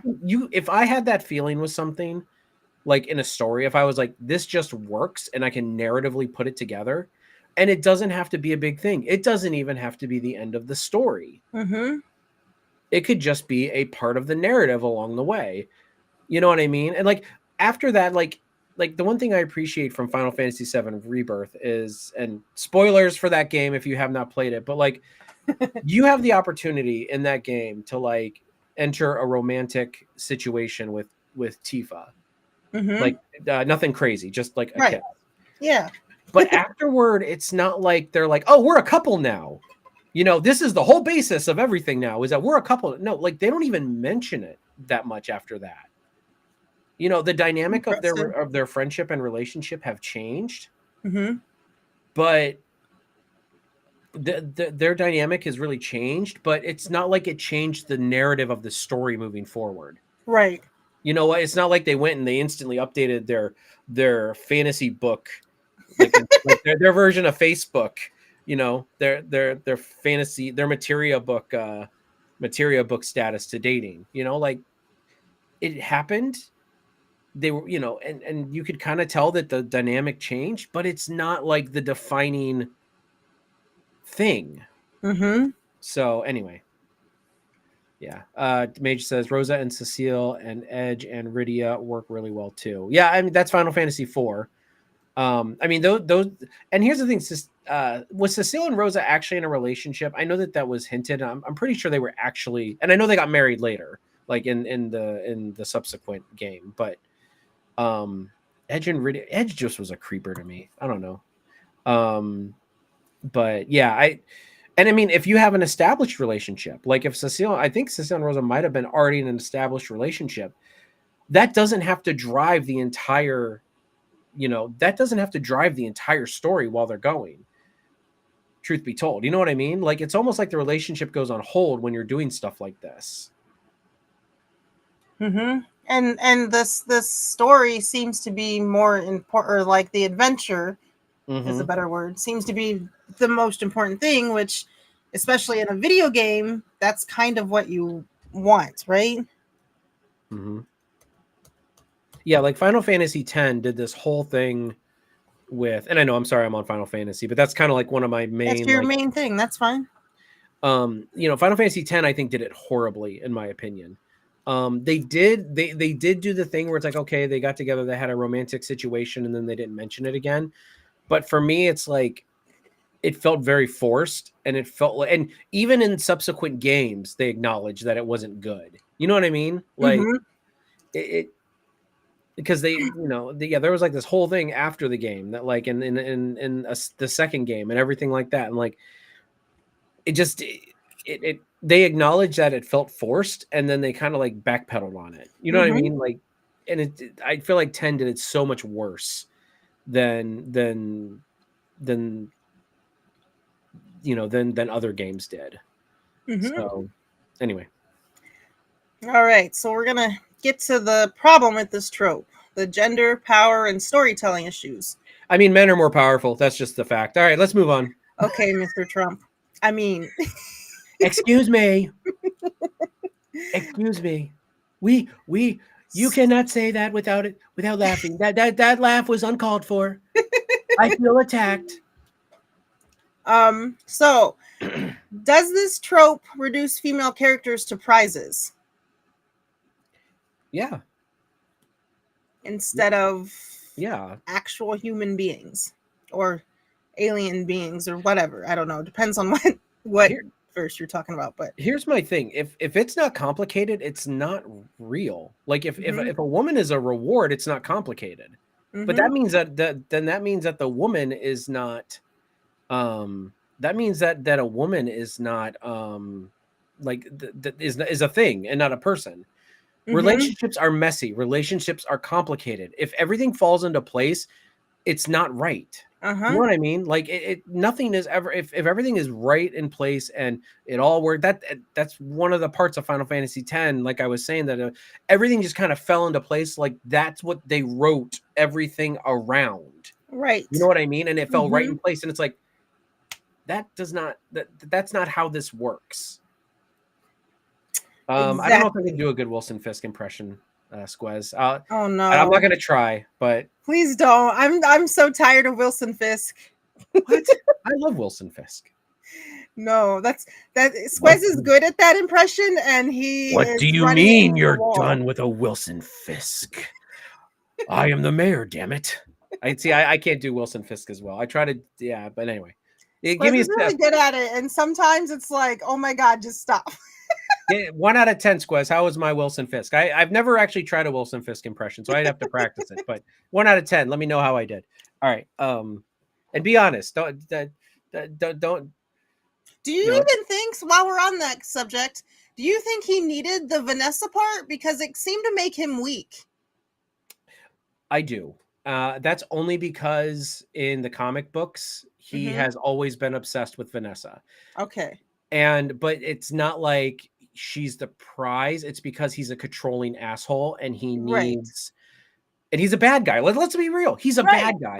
So like But he needs that control. Vanessa is his thing. Like it is, and so you are correct. It is bad, but it's bad for the right reason because it's supposed to put him in this poor light of I am going to this. She is my Vanessa. She is mm-hmm. my thing, and I'm hoping that what the show is going to do with this story is show that that's not a good way to view somebody. I Yeah. hope that the Vanessa thing comes back to bite him in the ass. And that's what I hope the takeaway And from the I mean, story is. in the show, because like I know of the comic books, I'm not well versed, but Swez and I are watching the show right now. It seems to me like he basically went broke there for a minute to save Vanessa from all the bad things the government was doing to him, and to like they were gonna stop her visa and all of this stuff. Like he like if he went all the way broke, he wouldn't be able to have as much power as he has. But So I think that fits. And again, it I have the comic book knowledge, so I can see where you're coming from. I'm not saying you're like, you're right. crazy, but like that's kind of in the narrative of the Kingpin. If they're Okay. going for a comic accurate Kingpin, Mm-hmm. like if they would have never brought Vanessa back, I mean, it would have been a glaring hole. Mm-hmm. But I don't necessarily think it would have been worse. You know what Okay. I mean? Right. Yeah, I know the whole Fisk thing is like, as I said, I think the story they're trying to tell with that is that that Fisk is a manipulative, controlling asshole, and now Vanessa, is fighting back against that. Whereas in the past in the comics, she's always just gone along with it because he's the big, strong kingpin. Mm-hmm. Now she is like the queen pin, and she actually has some ground. And I'm not saying that it's good what he's doing. I'm just saying, like, I hope that this story shows Wilson Fisk getting his comeuppance because of the Mm-hmm. way he is.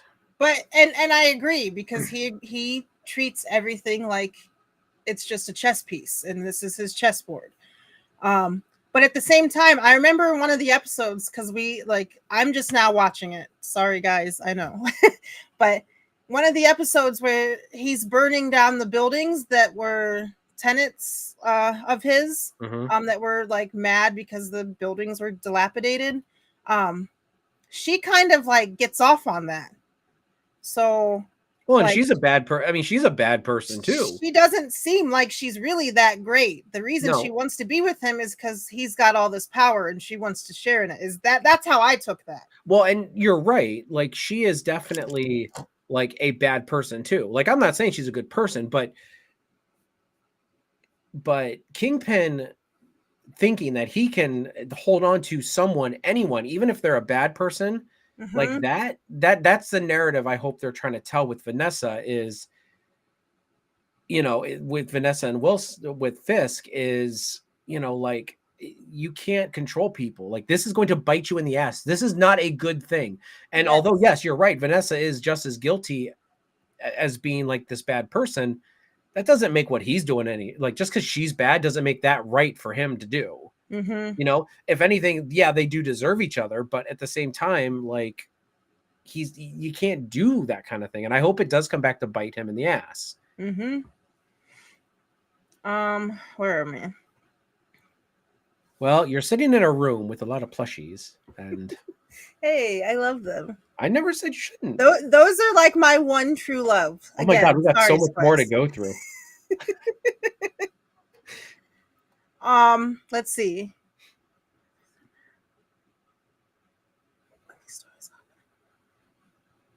Does this create unrealistic expectations about masculinity in relationships and heroism?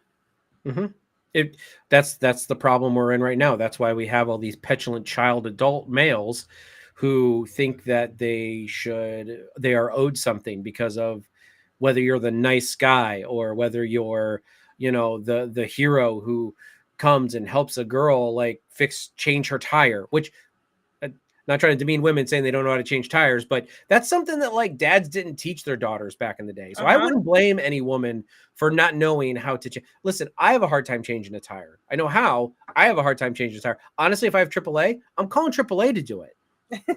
You know what I mean? I can do Yeah. it just like I can change my own oil, but I still stop at the 15-minute stop and go. You know what I mean? Like, Right.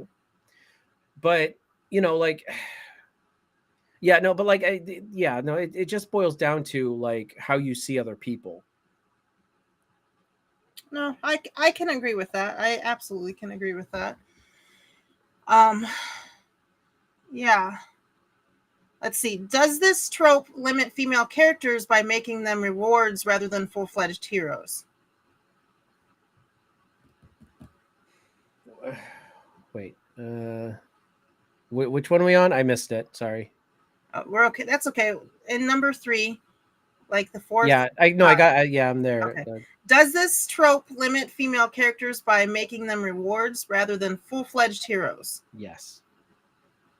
So that's why we have, and in my opinion, we have a lot of people, especially let's say my age, Gen Z, which is younger than me. I keep getting that confused, but seem to have a better handle on things, and I'm really grateful for that. But like, we as millennials a lot of times felt like we didn't know who we were, Well, and that goes back to the trope I was talking about, where like, the women of like my age bracket, they want that rugged, manly man who doesn't play video games and blah blah blah like that, even though most men would probably rather, and I get being able to do things. I get being able to change your own oil and doing it. I mean, that there's nothing wrong with that, but I'm just like, when a woman sits there and says, well, you're a guy, you should be able to do this, that's where I'm like, okay, that's kind of a red flag, Mm-hmm. because that's just like me saying, oh, well, you're a woman, so you should be able to cook. I don't assume any woman can cook. You know what I Right. mean? Like, if you can, that's fantastic. But I'm like, I don't assume a woman can cook just because, the only thing I assume a woman can do is maybe get pregnant, and sometimes they can't. Right.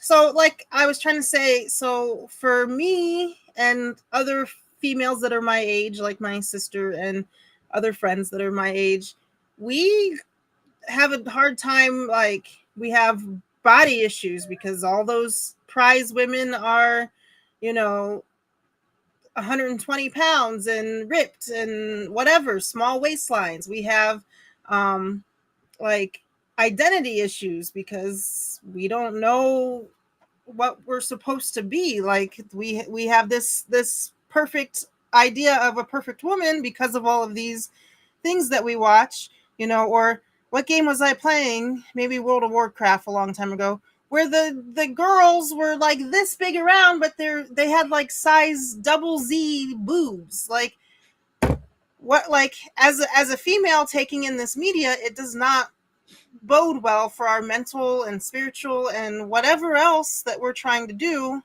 And we don't get to see very often like what women actually do because we're not supposed to do anything other than have babies and cook, at least for our generation. I'm really happy to see that my youngest sister's generation is dealing with that better, but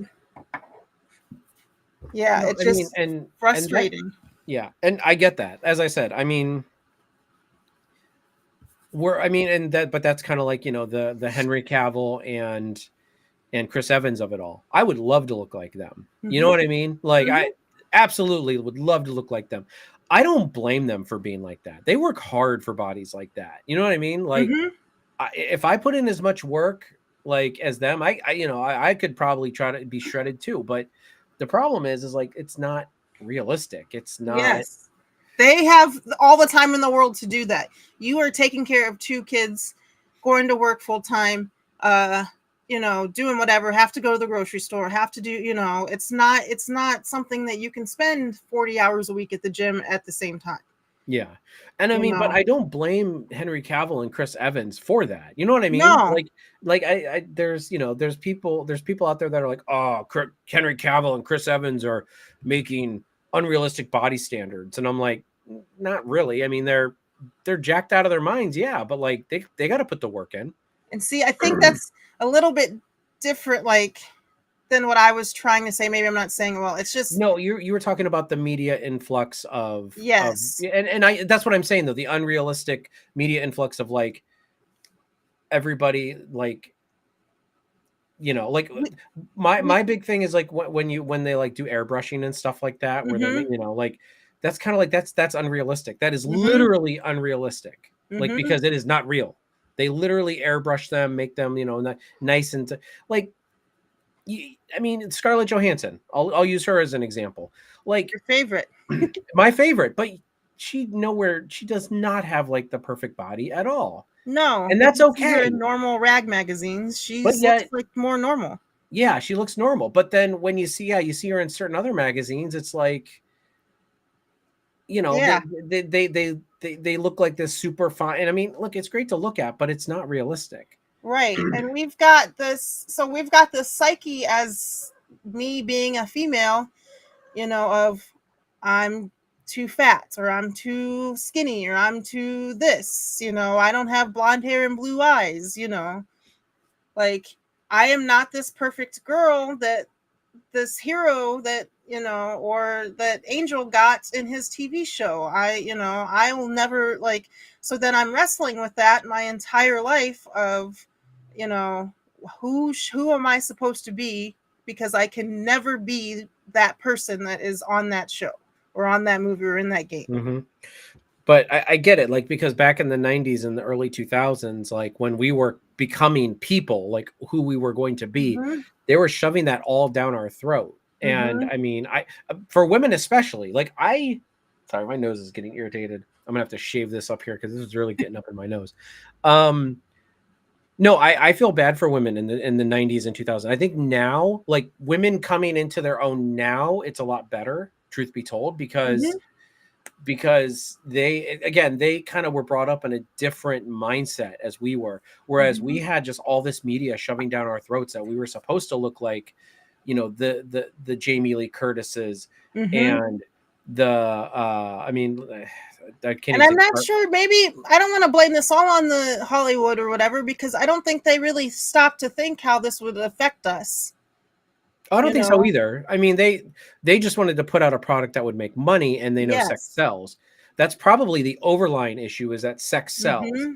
You know what I mean? And I think sex sells is less prominent nowadays, like because back in like the 90s and early 2000s. So this is one of my thoughts that I've had for a long time. Is just like we've got Pornhub now. You know what I mean? Right. Like sex does not like that people had to like go to the like Playboy magazine and all Cosmopolitan magazine and all these other things, to get that kind of thing. Now it's just like Mm-hmm. a Google search. Yeah. You start putting POR in and it's I just don't want to like see your Google search. no, my Google search isn't bad. Mm-hmm. It has its moments, but Oh, Jesus Christ. Anyway. but still, like I think now that it's like, like it's more accessible. So it's like it's not like as prominent. But back when we were growing up and coming into our own, they push sex sells. Look at wrestling. I know it's another thing that's kind of like that people don't, or at least a lot of your viewers don't do, but like with wrestling in the 90s and the late 90s, early 2000s, like you remember all of like the divas and all that other Mm-hmm. stuff and all that sex that they were putting out there. If you watch wrestling nowadays, I was just watching wrestling like in the past couple months, I've started watching wrestling again.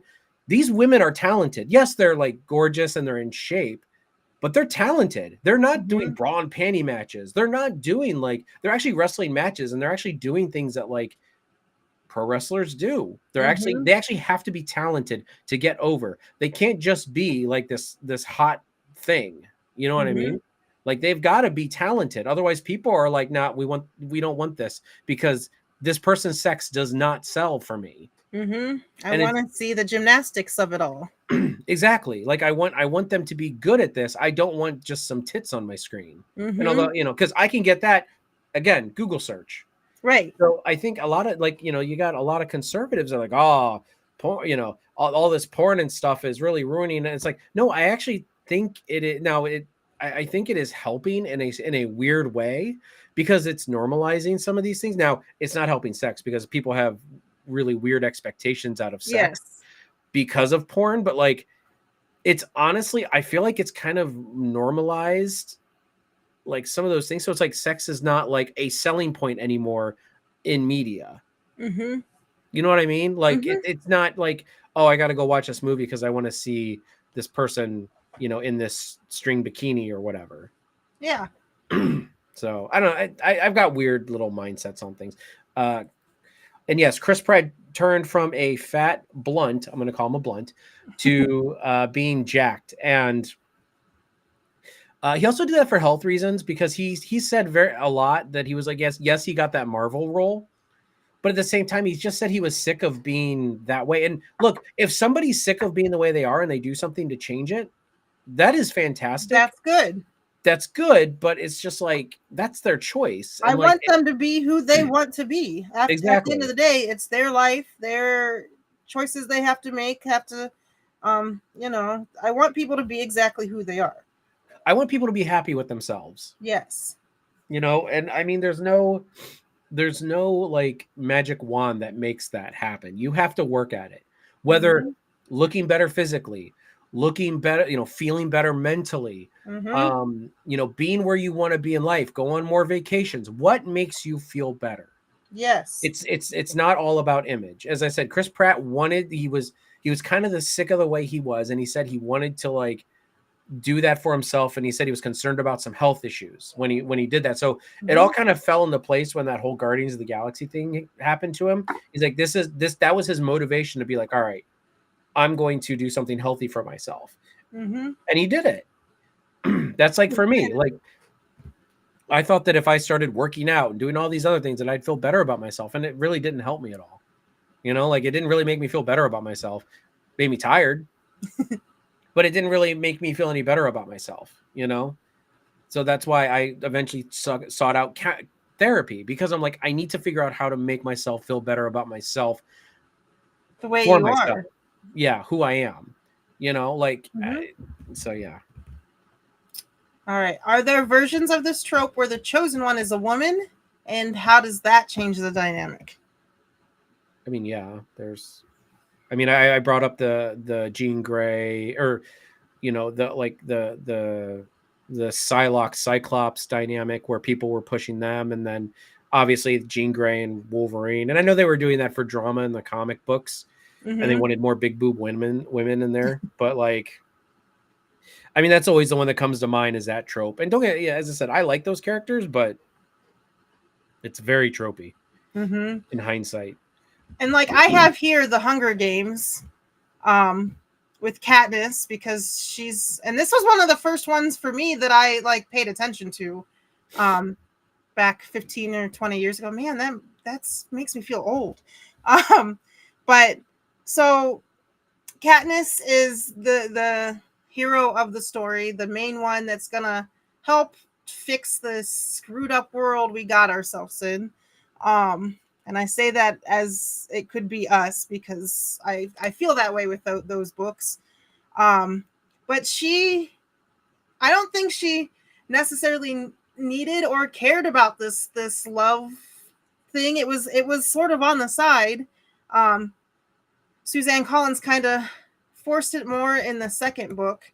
But she wasn't a prize. She went and hunted illegally and got food from the black market illegally to support her family. That was her first and foremost thing. The Hunger Games just happened to be, she auditioned and happened to win. I don't know if you call that winning, but um, she did. There was somebody that she liked before she went there, and then they ended up being on the show together, I guess you'd call it. But it never was necessarily a forced thing, because she was doing everything. If you know the backstory, she was doing everything to, like, they were threatening her family, they were whatever. So like when it finally came time for them to kiss, her and Peta, she hated it. Like it wasn't like fun for her. She ended up like not wanting to be with him at all and liking the other guy more, which I cannot remember his name. But like it was a love triangle, but like one that she didn't want really, or didn't ask. If she were to be able to live her normal life, I think she would have been. I don't know that she would have chose either one of them, to be honest. I mean, I did not like Hunger Games, only because I did not like the first movie. I Mm-hmm. did not like the what they did with the kids. And I know that's from the books, and I know Mm-hmm. I did not like the idea of kids killing kids. Mm-hmm. If you have to lean on that to make your people, like your bad guys, evil, I just feel like that's outside the bounds of what I consider okay. So Mm-hmm. even in a fictional world, I'm like, kids killing, like, I get it, it happens in real I life. wonder if that's different because you're a dad and you had Probably. kids. The one young girl was like 12 when that movie came out, and I think Izzy was somewhere right around that age. So I could see you not liking that just for that. That kind of made the story for me because, you know. It's absolutely a personal thing. Mm-hmm. I'm not saying people shouldn't like it because of that. Right, I'm right, saying right. I know. I like, and then I watched the second movie, and I'm like, okay, like I can get on board with this, because these are all former winners. They're all trying Mm-hmm. to kill each other, Mm-hmm. like, but then somebody kind of clued me into, like, well, don't watch the next movies because there's some horrific things that happen to kids in there. And I'm like, I'm out. Like, Mm-hmm. so as I said, I'm like, yeah, I'm like, I just don't like the fact of kids killing kids. Yes. I don't. And Survivalist says, I'm a dad. It does hit a sense of note, but the world is a terrible place. You've It got to is, just accept that sometimes. and And I do, but I'm not going to accept it in my fiction. right. You know And what you I don't have mean? to watch it. I'm not, Yeah, and that's but and that. But no, I get what you're saying though about the love triangle part of it. Yeah, I mean, And that sometimes you do. Sometimes you get to that kiss moment and it's like, it's not right. Mm-hmm. You know what I mean? Like I've been there. Like I've been to that point where it's just like you get to that you get to that certain moment and you're like, Mm-hmm. this, I thought I wanted this, but this is not right. Uh-huh. And that's where she was. And that was what was great for me, because again, I talked about being this millennial girl who had these certain ideals of what it was like to be a woman, and then I had Katniss Everdeen, who was like sort of like one of my first forays into like, you don't have to love somebody, you can just go do your own thing, you can just care about your family, you don't have to follow this trope. She gets to this point, she realizes this is not right for her. It's okay to say it's not right. So that was like one of those, like, I could like exhale for the first time ever, like, and just start to like actually be who I wanted to be rather than trying to fit into that box that we had before. So that is why that holds dear. Yeah, the kids killing kids part is a different topic, but Yeah. that is why her story made sense to me, or why I hold it dear, because I was able to finally be like, hey, I want to go to country concerts. I'm not sleeping with the artist. I'm just going to see him because I like him. It doesn't have anything to do with anything. I can do things because I like to do them. That's it. Mm-hmm. And then on the flip side, I have Charmed. I don't know if you watched Charmed. I don't know if this is nerdy. Kind of. I guess it's witchy. I mean, I didn't watch Charmed or Angel or Buffy or any. I didn't watch any of those kind of early I don't know why I 2000s. liked them. That's a whole different thing, but I just There's loved a them lot of all. people that love them. I just have no bearing. I've not Right. seen a single episode of any of those shows. So on Charmed, you have both. You have like Piper sort of being the older sister. Yeah, she falls in love, but it's not till like season 4 of the series. But it's more about her being, I want to be a chef and I want to do these things, that I have these goals that I want to reach. I don't care about any of the other stuff. But then you have what I think I like about it is because they're 3 sisters, or 4 sisters, depending on where you are in the series. But there are 3 sisters who are all different kinds of sisters. Like, she was more goal oriented. Phoebe comes in and she's the youngest, and she wants to try to find love. She's like a big yay love kind of person, and in fact, I think she even says that. And she tries to like help her sisters find love and get into relationships and stuff like that. But like what I really liked too is that like Piper was this woman who dressed like me, but Phoebe was kind of more risque. Like, it felt more natural because like at one time my sister was more risque, and I've always been me in my Mario t-shirt. So it kind of like made me feel like you could, again, another show showing female leads being exactly who they want to be. So it's not bad if you want to be that old school trope of perfect female, but it's also fine if you're not. Paige married Henry and kept her own last name. Like, it was this great ideal of like how it could influence women to be themselves instead of that trope. Are you there? Yeah, I'm here. So I I don't just don't know. have, as I said, I've never watched Charmed, so I don't have any. It's just basically about 3 sisters who one day just find out that they're witches. And then, Okay, I thought it had something to do with witches. I'm like, yes, I thought this was a show about witches, and I'm like, but as I said, maybe I'm thinking of a different show. I wasn't sure. you will always love Cole. What? Even when he turns Phoebe demonic? You So love there is that. There is you that, love I Cole guess. even more than Phoebe loses herself in this guy who is like, what do they call him? The source of all evil. oh. Well, men And are the source of all evil. So well, just correct. Cole. So like she decides that she's gonna love him, and he turns her into a like a the sorceress of all evil. Yes, yes, he wasn't originally, but he worked his way through the ranks to get to be the source. But yeah, he was like, and Phoebe was like the source of all goodness and kindness, because that's what these sisters are in this show. But yeah, I'm glad you guys watched Charmed, because I always feel alone in that. I heard tons of people talking about Charmed. As I said, I've just never watched it. I never really had too much of a inkling to watch it. Actually, yeah. a lot. I don't watch any of these shows that you have. Well, Hunger Games I've seen a little bit of, but what you have here on the list, I'm looking at. Like I don't know. As I said, Charmed. I've never watched Doctor Who. I don't really know much of. I mean, I know of Doctor Who, but I don't know the companions very much. And then the other one you have there at the end, I don't even watch those movies. Okay. Do you have any like female-led character or stories that you can think of?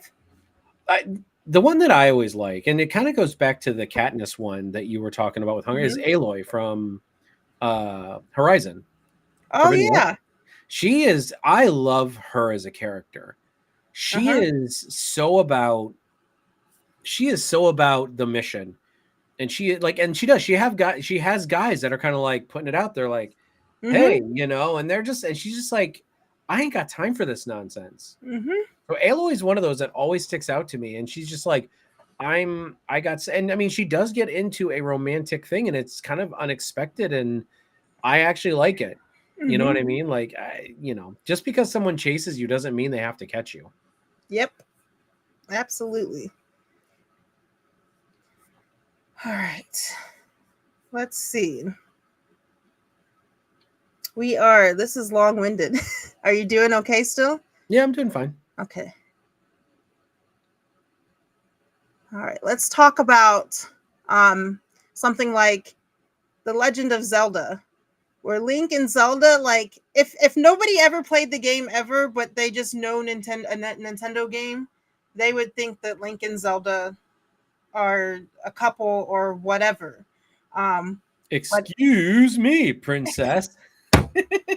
But in like they very often are just, I'm saving her, but she doesn't like me like that, and I don't like her like that. And I don't even remember, I haven't played all of the games, but I don't even remember him ever like really having a love interest. Like, and like in Tears of the Kingdom, I don't even think I ever got to the story. He was just building and doing his thing, he like it seems to me like he seems to like that kind of stuff. He doesn't really have to have a love interest. Yeah, he's gonna help somebody if he can, but he doesn't have to have Zelda, Yeah, actually, I like what they did in the Ocarina of Time. With that, like, and they honestly subverted a trope there, where it was like, Zelda is technically a part of the adventure a lot of the time. She's just in disguise, and it's like, and then it's revealed towards the end that it's her, and it's like, I thought that was a great reveal in that game. It made it more fun and interesting. Like, yeah. So yes, he loves her. And in some stories, was it Wind Waker, where I feel like they were like, one of the stories, I think they were like sort of raised as siblings or like cousins or something. So like, it doesn't always make sense for them to be in love. So like, I mean, I'm just trying to think. I don't think, like, they don't have a strong romantic bond. Like, they might have tried in some games, and I haven't played a ton of the Zelda games, but I know, like, in the Ocarina of Time, as I said, I mean, there was definitely like a Mario aspect to that game, where it was like, rescue the princess. But then I love the way that they subverted the trope, basically, like, she doesn't need rescued. She's already, or maybe actually it was more of like rescue the kingdom, not even the princess, right? Because I don't think she was captured. I thought she was gone, like she was missing, and like he had to save all of it, which is very often what happens in his games, or in those games. Again, it's been a long time since I've played the the Zelda games. And And I've then not played the newer ones. I played like an hour of what's the first one that just came out for Switch? Breath of the Breath of Wild. the Wild, yeah. I played like an hour of Breath of the Wild. I couldn't get into it, but that was I before I was couldn't get into streaming. Breath of the Wild, and then I got Tears of the Kingdom, and then I got to the part where we could build, and then I never did anything else. Which is such a what? Hyrule's just burning down, but like you're like sitting there I'm building like like building cars and stuff with these fans. Okay, so I want to talk a little bit about Mass Effect. I haven't played those games for a long time, but in that game, it was really awesome. You could choose to be in love, and if you did, you were in love, but the story mattered most. The other cool thing was if you played the second game and chose a different person to fall in love with, the first person might call you out on that and say, "Hey, what about me?"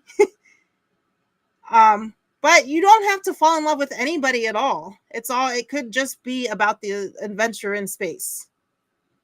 So I kind of like how you could, as the player, could choose there.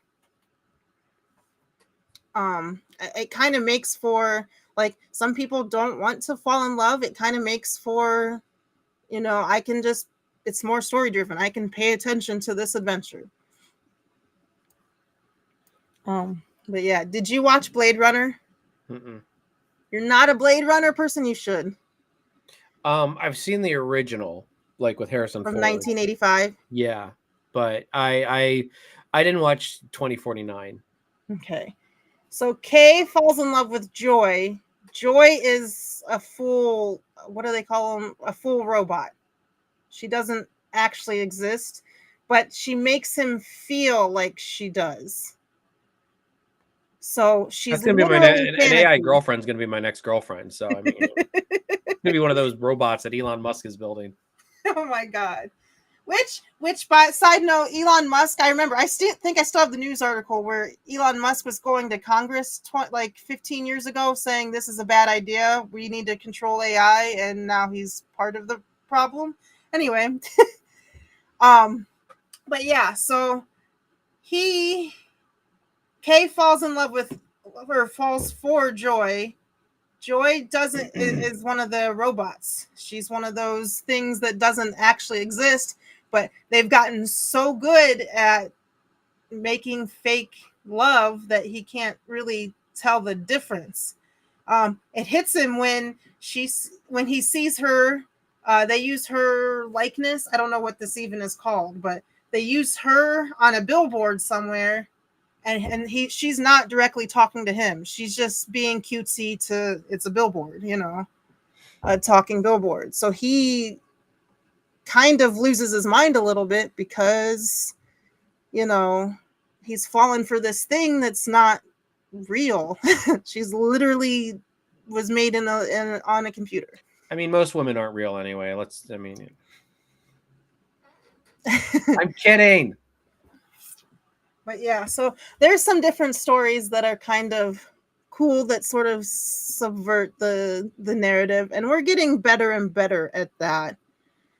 Blade Runner, of course, was a story that, I don't know if you know who Philip K. Dick is, and I know you don't read, but he's one of my favorite, like, futurist novelists. He wrote books like this, like he was afraid of robots and robots taking over.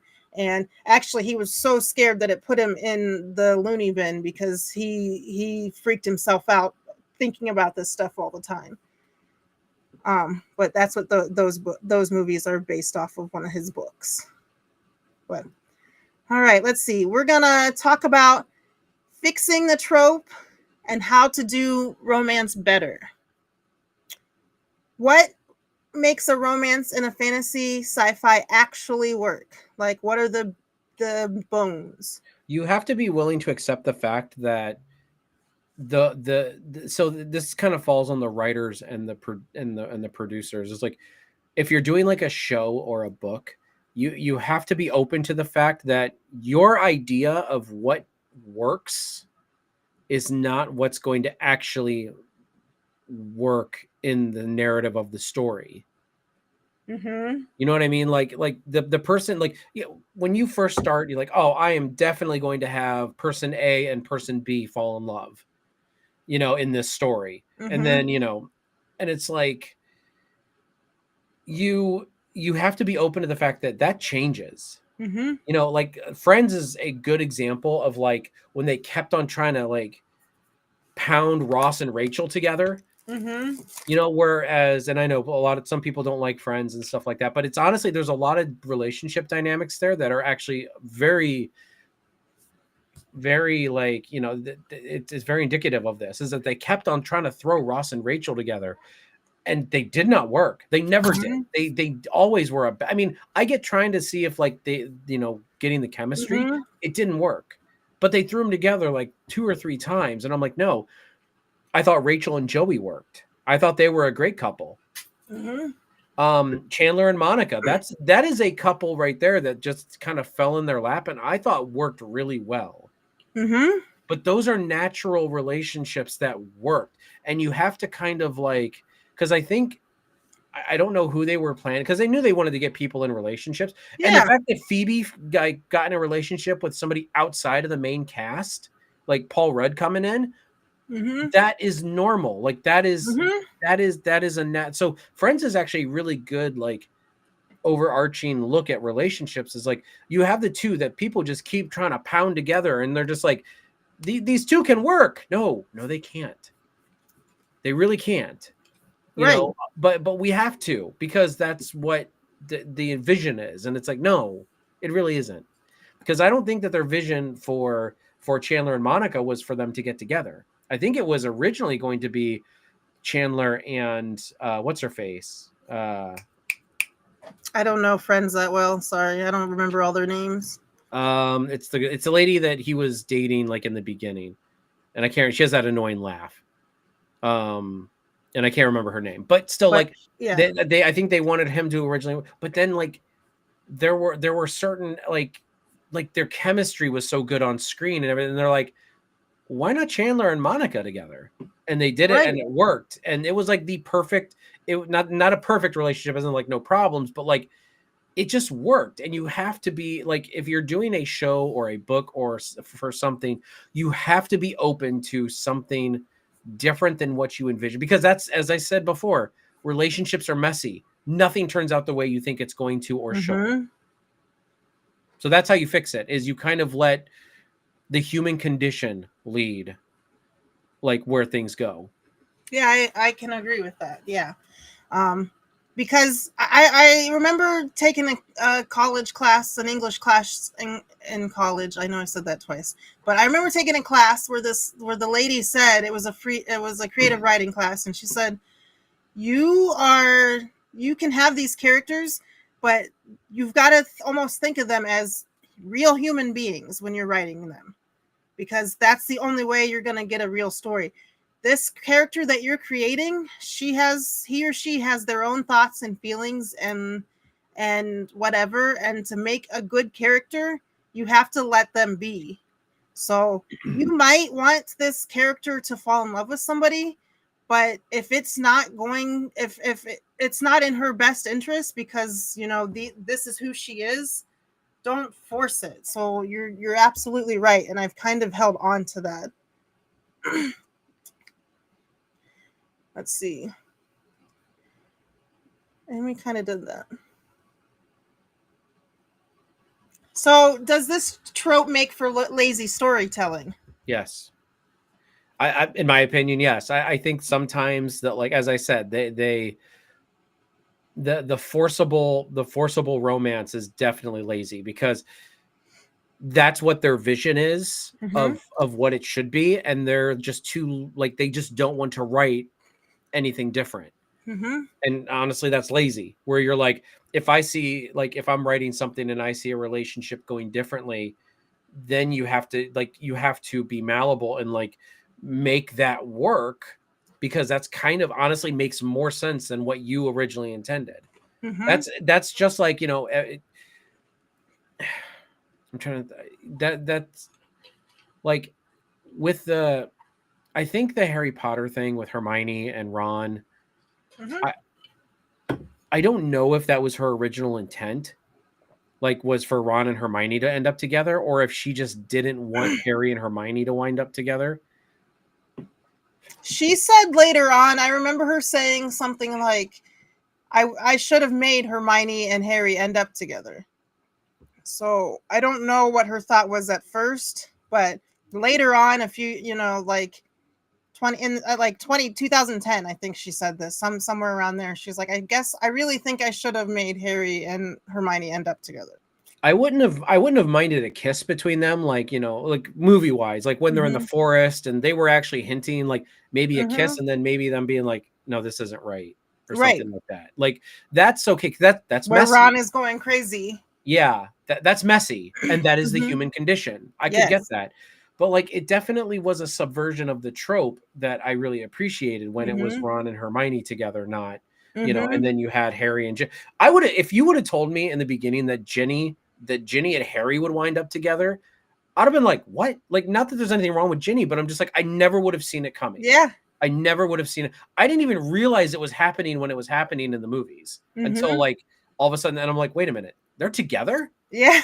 I'm like, what?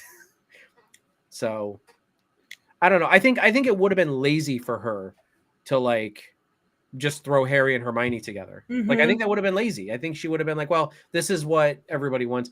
I don't know if it would have been very good. Do you think it could ever be comforting? Like for me, I hate to say it, those Hallmark movies, I will never not love them, but every movie is the same thing except for they have different jobs or whatever, but they always fall in love and they always get their person and whatever. But for me, sometimes that can be comforting just to have a nice show on. I mean, if you kind of consider it your like guilty pleasure, like that's fine, because we all have bad things that are our guilty pleasure. You know what I mean? Like, Yeah. but at the same time, it's cringe for me because it's absolutely fake, not real life. And I understand that. And I'm not knocking anybody who likes it, but if somebody's like, oh, this is how I want my life to be, then you are stupid. Not you, but like, right. If you think like, this is how my life is going to turn out, I'm like, you are dumb. Like this is not how life is going to turn out for you. Now, if you're like, oh, I love it because it's a guilty pleasure, like, fine. Hey, you know what? But you acknowledge the fact that it is like very not real life. At least you acknowledge that it's not realistic. Yes. And that's not how things, 99% of the time, that is not how things go. Right. Like that. But no, I mean, if it's a guilty pleasure, fine. I mean, there's tons of horrible things that I love, as a guilty pleasure, but like, I acknowledge that they're horrible, stupid things. There are movies that I love that are absolutely awful. I just love it. The movie Evolution is one of my sometimes. Yeah, the movie Evolution from 2001 is one of my favorite movies. David Duchovny. Oh, and, okay. It's a terrible, like but I love it. I love it so much. It's such a great movie, but I acknowledge that it's bad. Right, exactly. And like I said before, my taste in movies are usually the worst movies ever made. Like, it just is what it is. But sometimes I just like a nice show to be on in the background while I'm crocheting or while I'm working on something or whatever. Yep. But yeah, I don't, if I want to watch something, like, I don't like that I actually want to pay attention to and care about, I don't want it to be the Hallmark movie trope. I want to learn. You can't grow if you stay in that comfort zone. You can't learn new things if you stay in that comfort zone. You can't become a better person if you stay in that same place. So I like when stories can like change my mind about something or teach me about something different that I might not have known, I don't yuck anybody's yum. I'm just saying, like, but for people that are just like, oh yeah, that's what I want to, like, if somebody came up to me and said, this Hallmark movie, this is exactly how I want this to happen to me, and I'm like, yeah, okay, good luck. Right. Exactly. Like, I know that I'm not going to, I don't know which is the last one I watched. I'm not going to wrap presents for a living because it's Christmas time, and then somehow my whole business is about wrapping gifts, and I can and you have still a make a job. ton of money. Yeah. But And my random prince isn't gonna come in who's a billionaire. Like that's literally not gonna ever happen ever to anyone ever. But it's a nice story. I mean, it's like Pretty Woman. Like, I mean, like even back in the 80s, like Pretty Woman is like, like this hooker gets with this, super rich guy, like, Richard Gere, and like it's just not realistic. You know what I mean? Like Mm-hmm. in all actuality, the Richard Gere character would probably, he not saying he wouldn't sleep with a hooker. I'm just saying like I don't think he'd fall in love. And if he did fall in love with her, it would be like just superficial. Mm-hmm. You know what I mean? Like none of this stuff ever, even in the 80s, 90s, 2000s, Hallmark movies, none of it ever turns out like, the feel good things that we like, that we see. It just Mm-hmm. doesn't until I get rich. And then I'm going to go woo Scarlett Johansson. Oh Jesus. I think Scarlett Johansson's a kind of woman. Maybe this is not right, but she would. I don't think she. If she loved you, she'd just love you. She wouldn't need money. Well, Not yeah. that she'd I need money mean, anyway. She wouldn't care if you were rich or not.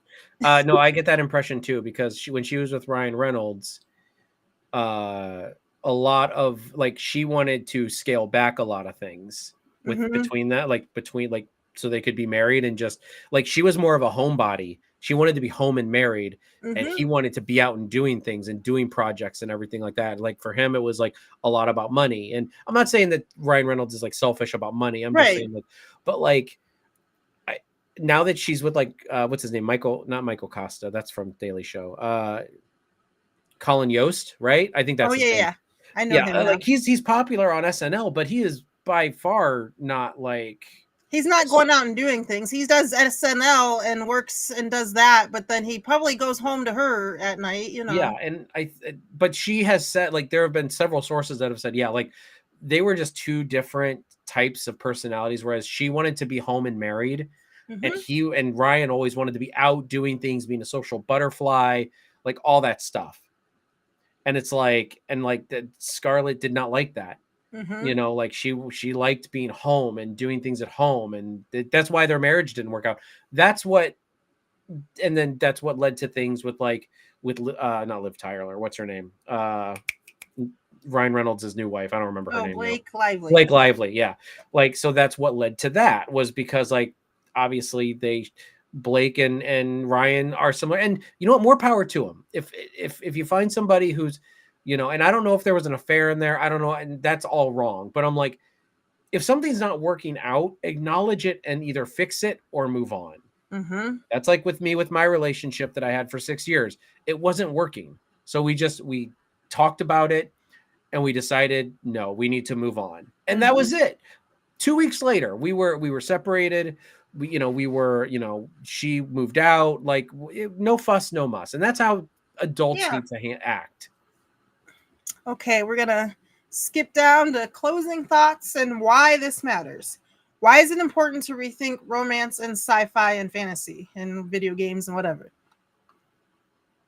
Because it's the influence that we're putting out there. Like Mm-hmm. it's what people are seeing, it's what people are equating life to. Mm-hmm.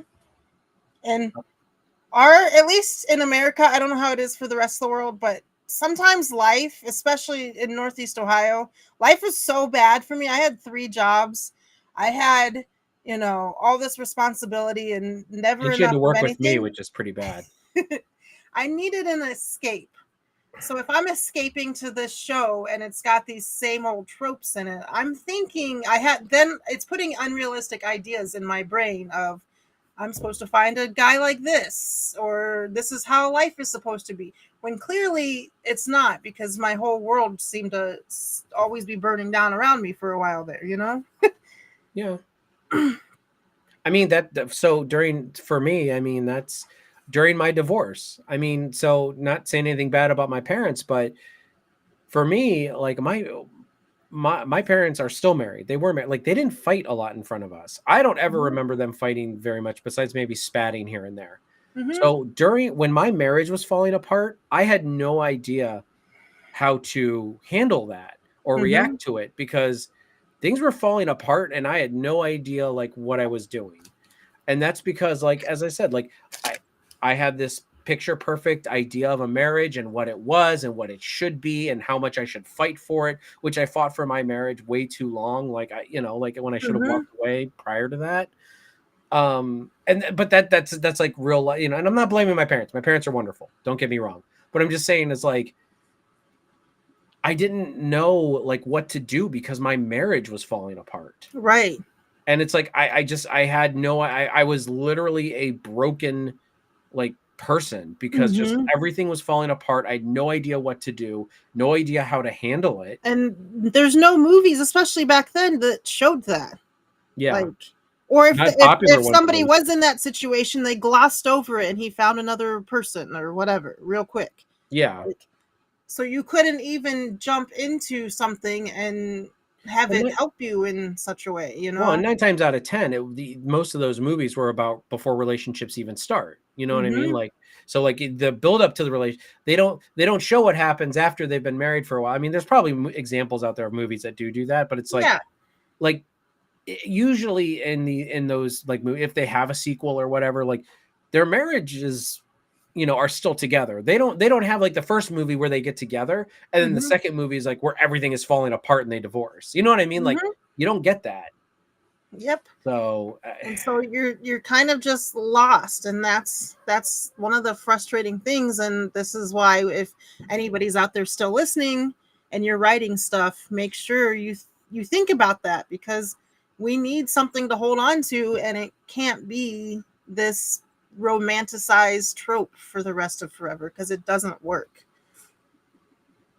yep. um so let's see, how do you anything else you want to say about this in general? I mean, not much. I feel like I've talked way too Yeah. much anyway, but No, we did good. I think, are we going to be back on next week to get back on the right no. cycle? I thought, no, we're back on the right cycle right now.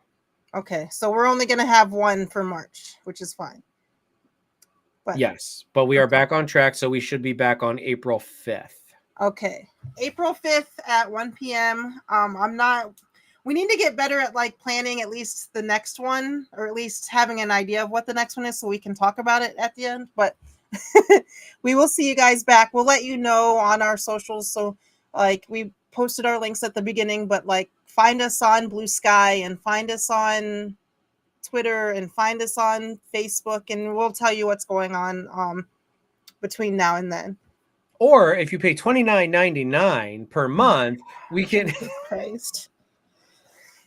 Well, But yeah, thank you, Vizaxon, for hanging out. Zam, I know you're probably still here. and Survivalist and Squez And Ginger Greek and Majo Rage and and all the Fluffy. peeps. Yeah, we love you all, and thank you so much. This has been so much fun to, like, for me to sit and do um with Cheeto, but like, I've been having fun behind the scenes writing it and stuff. So and Cheeto putting up with my writing. Listen, she does far better than anything I would do. I mean, I have a hard time. Like, look, I don't read books and I don't do notes. That's why I'm terrible at doing reviews. Oh. So it's like this would probably be far worse if I was like, writing stuff and doing stuff. I'd be like, let's talk about relationships, and you'd be like, and what about them? I don't know. Let's talk about relationships. But yes, thank you guys so much for being here. It was so much fun today. I hope you guys got a lot of good info out of it, and yeah, let us know in the comments or whatever, if you're watching this later, like some of your favorite love stories and some of your or some that you might hate. Let us know about those things. We'll try to get back to you. After that, yeah, we'll see you in about 2 weeks.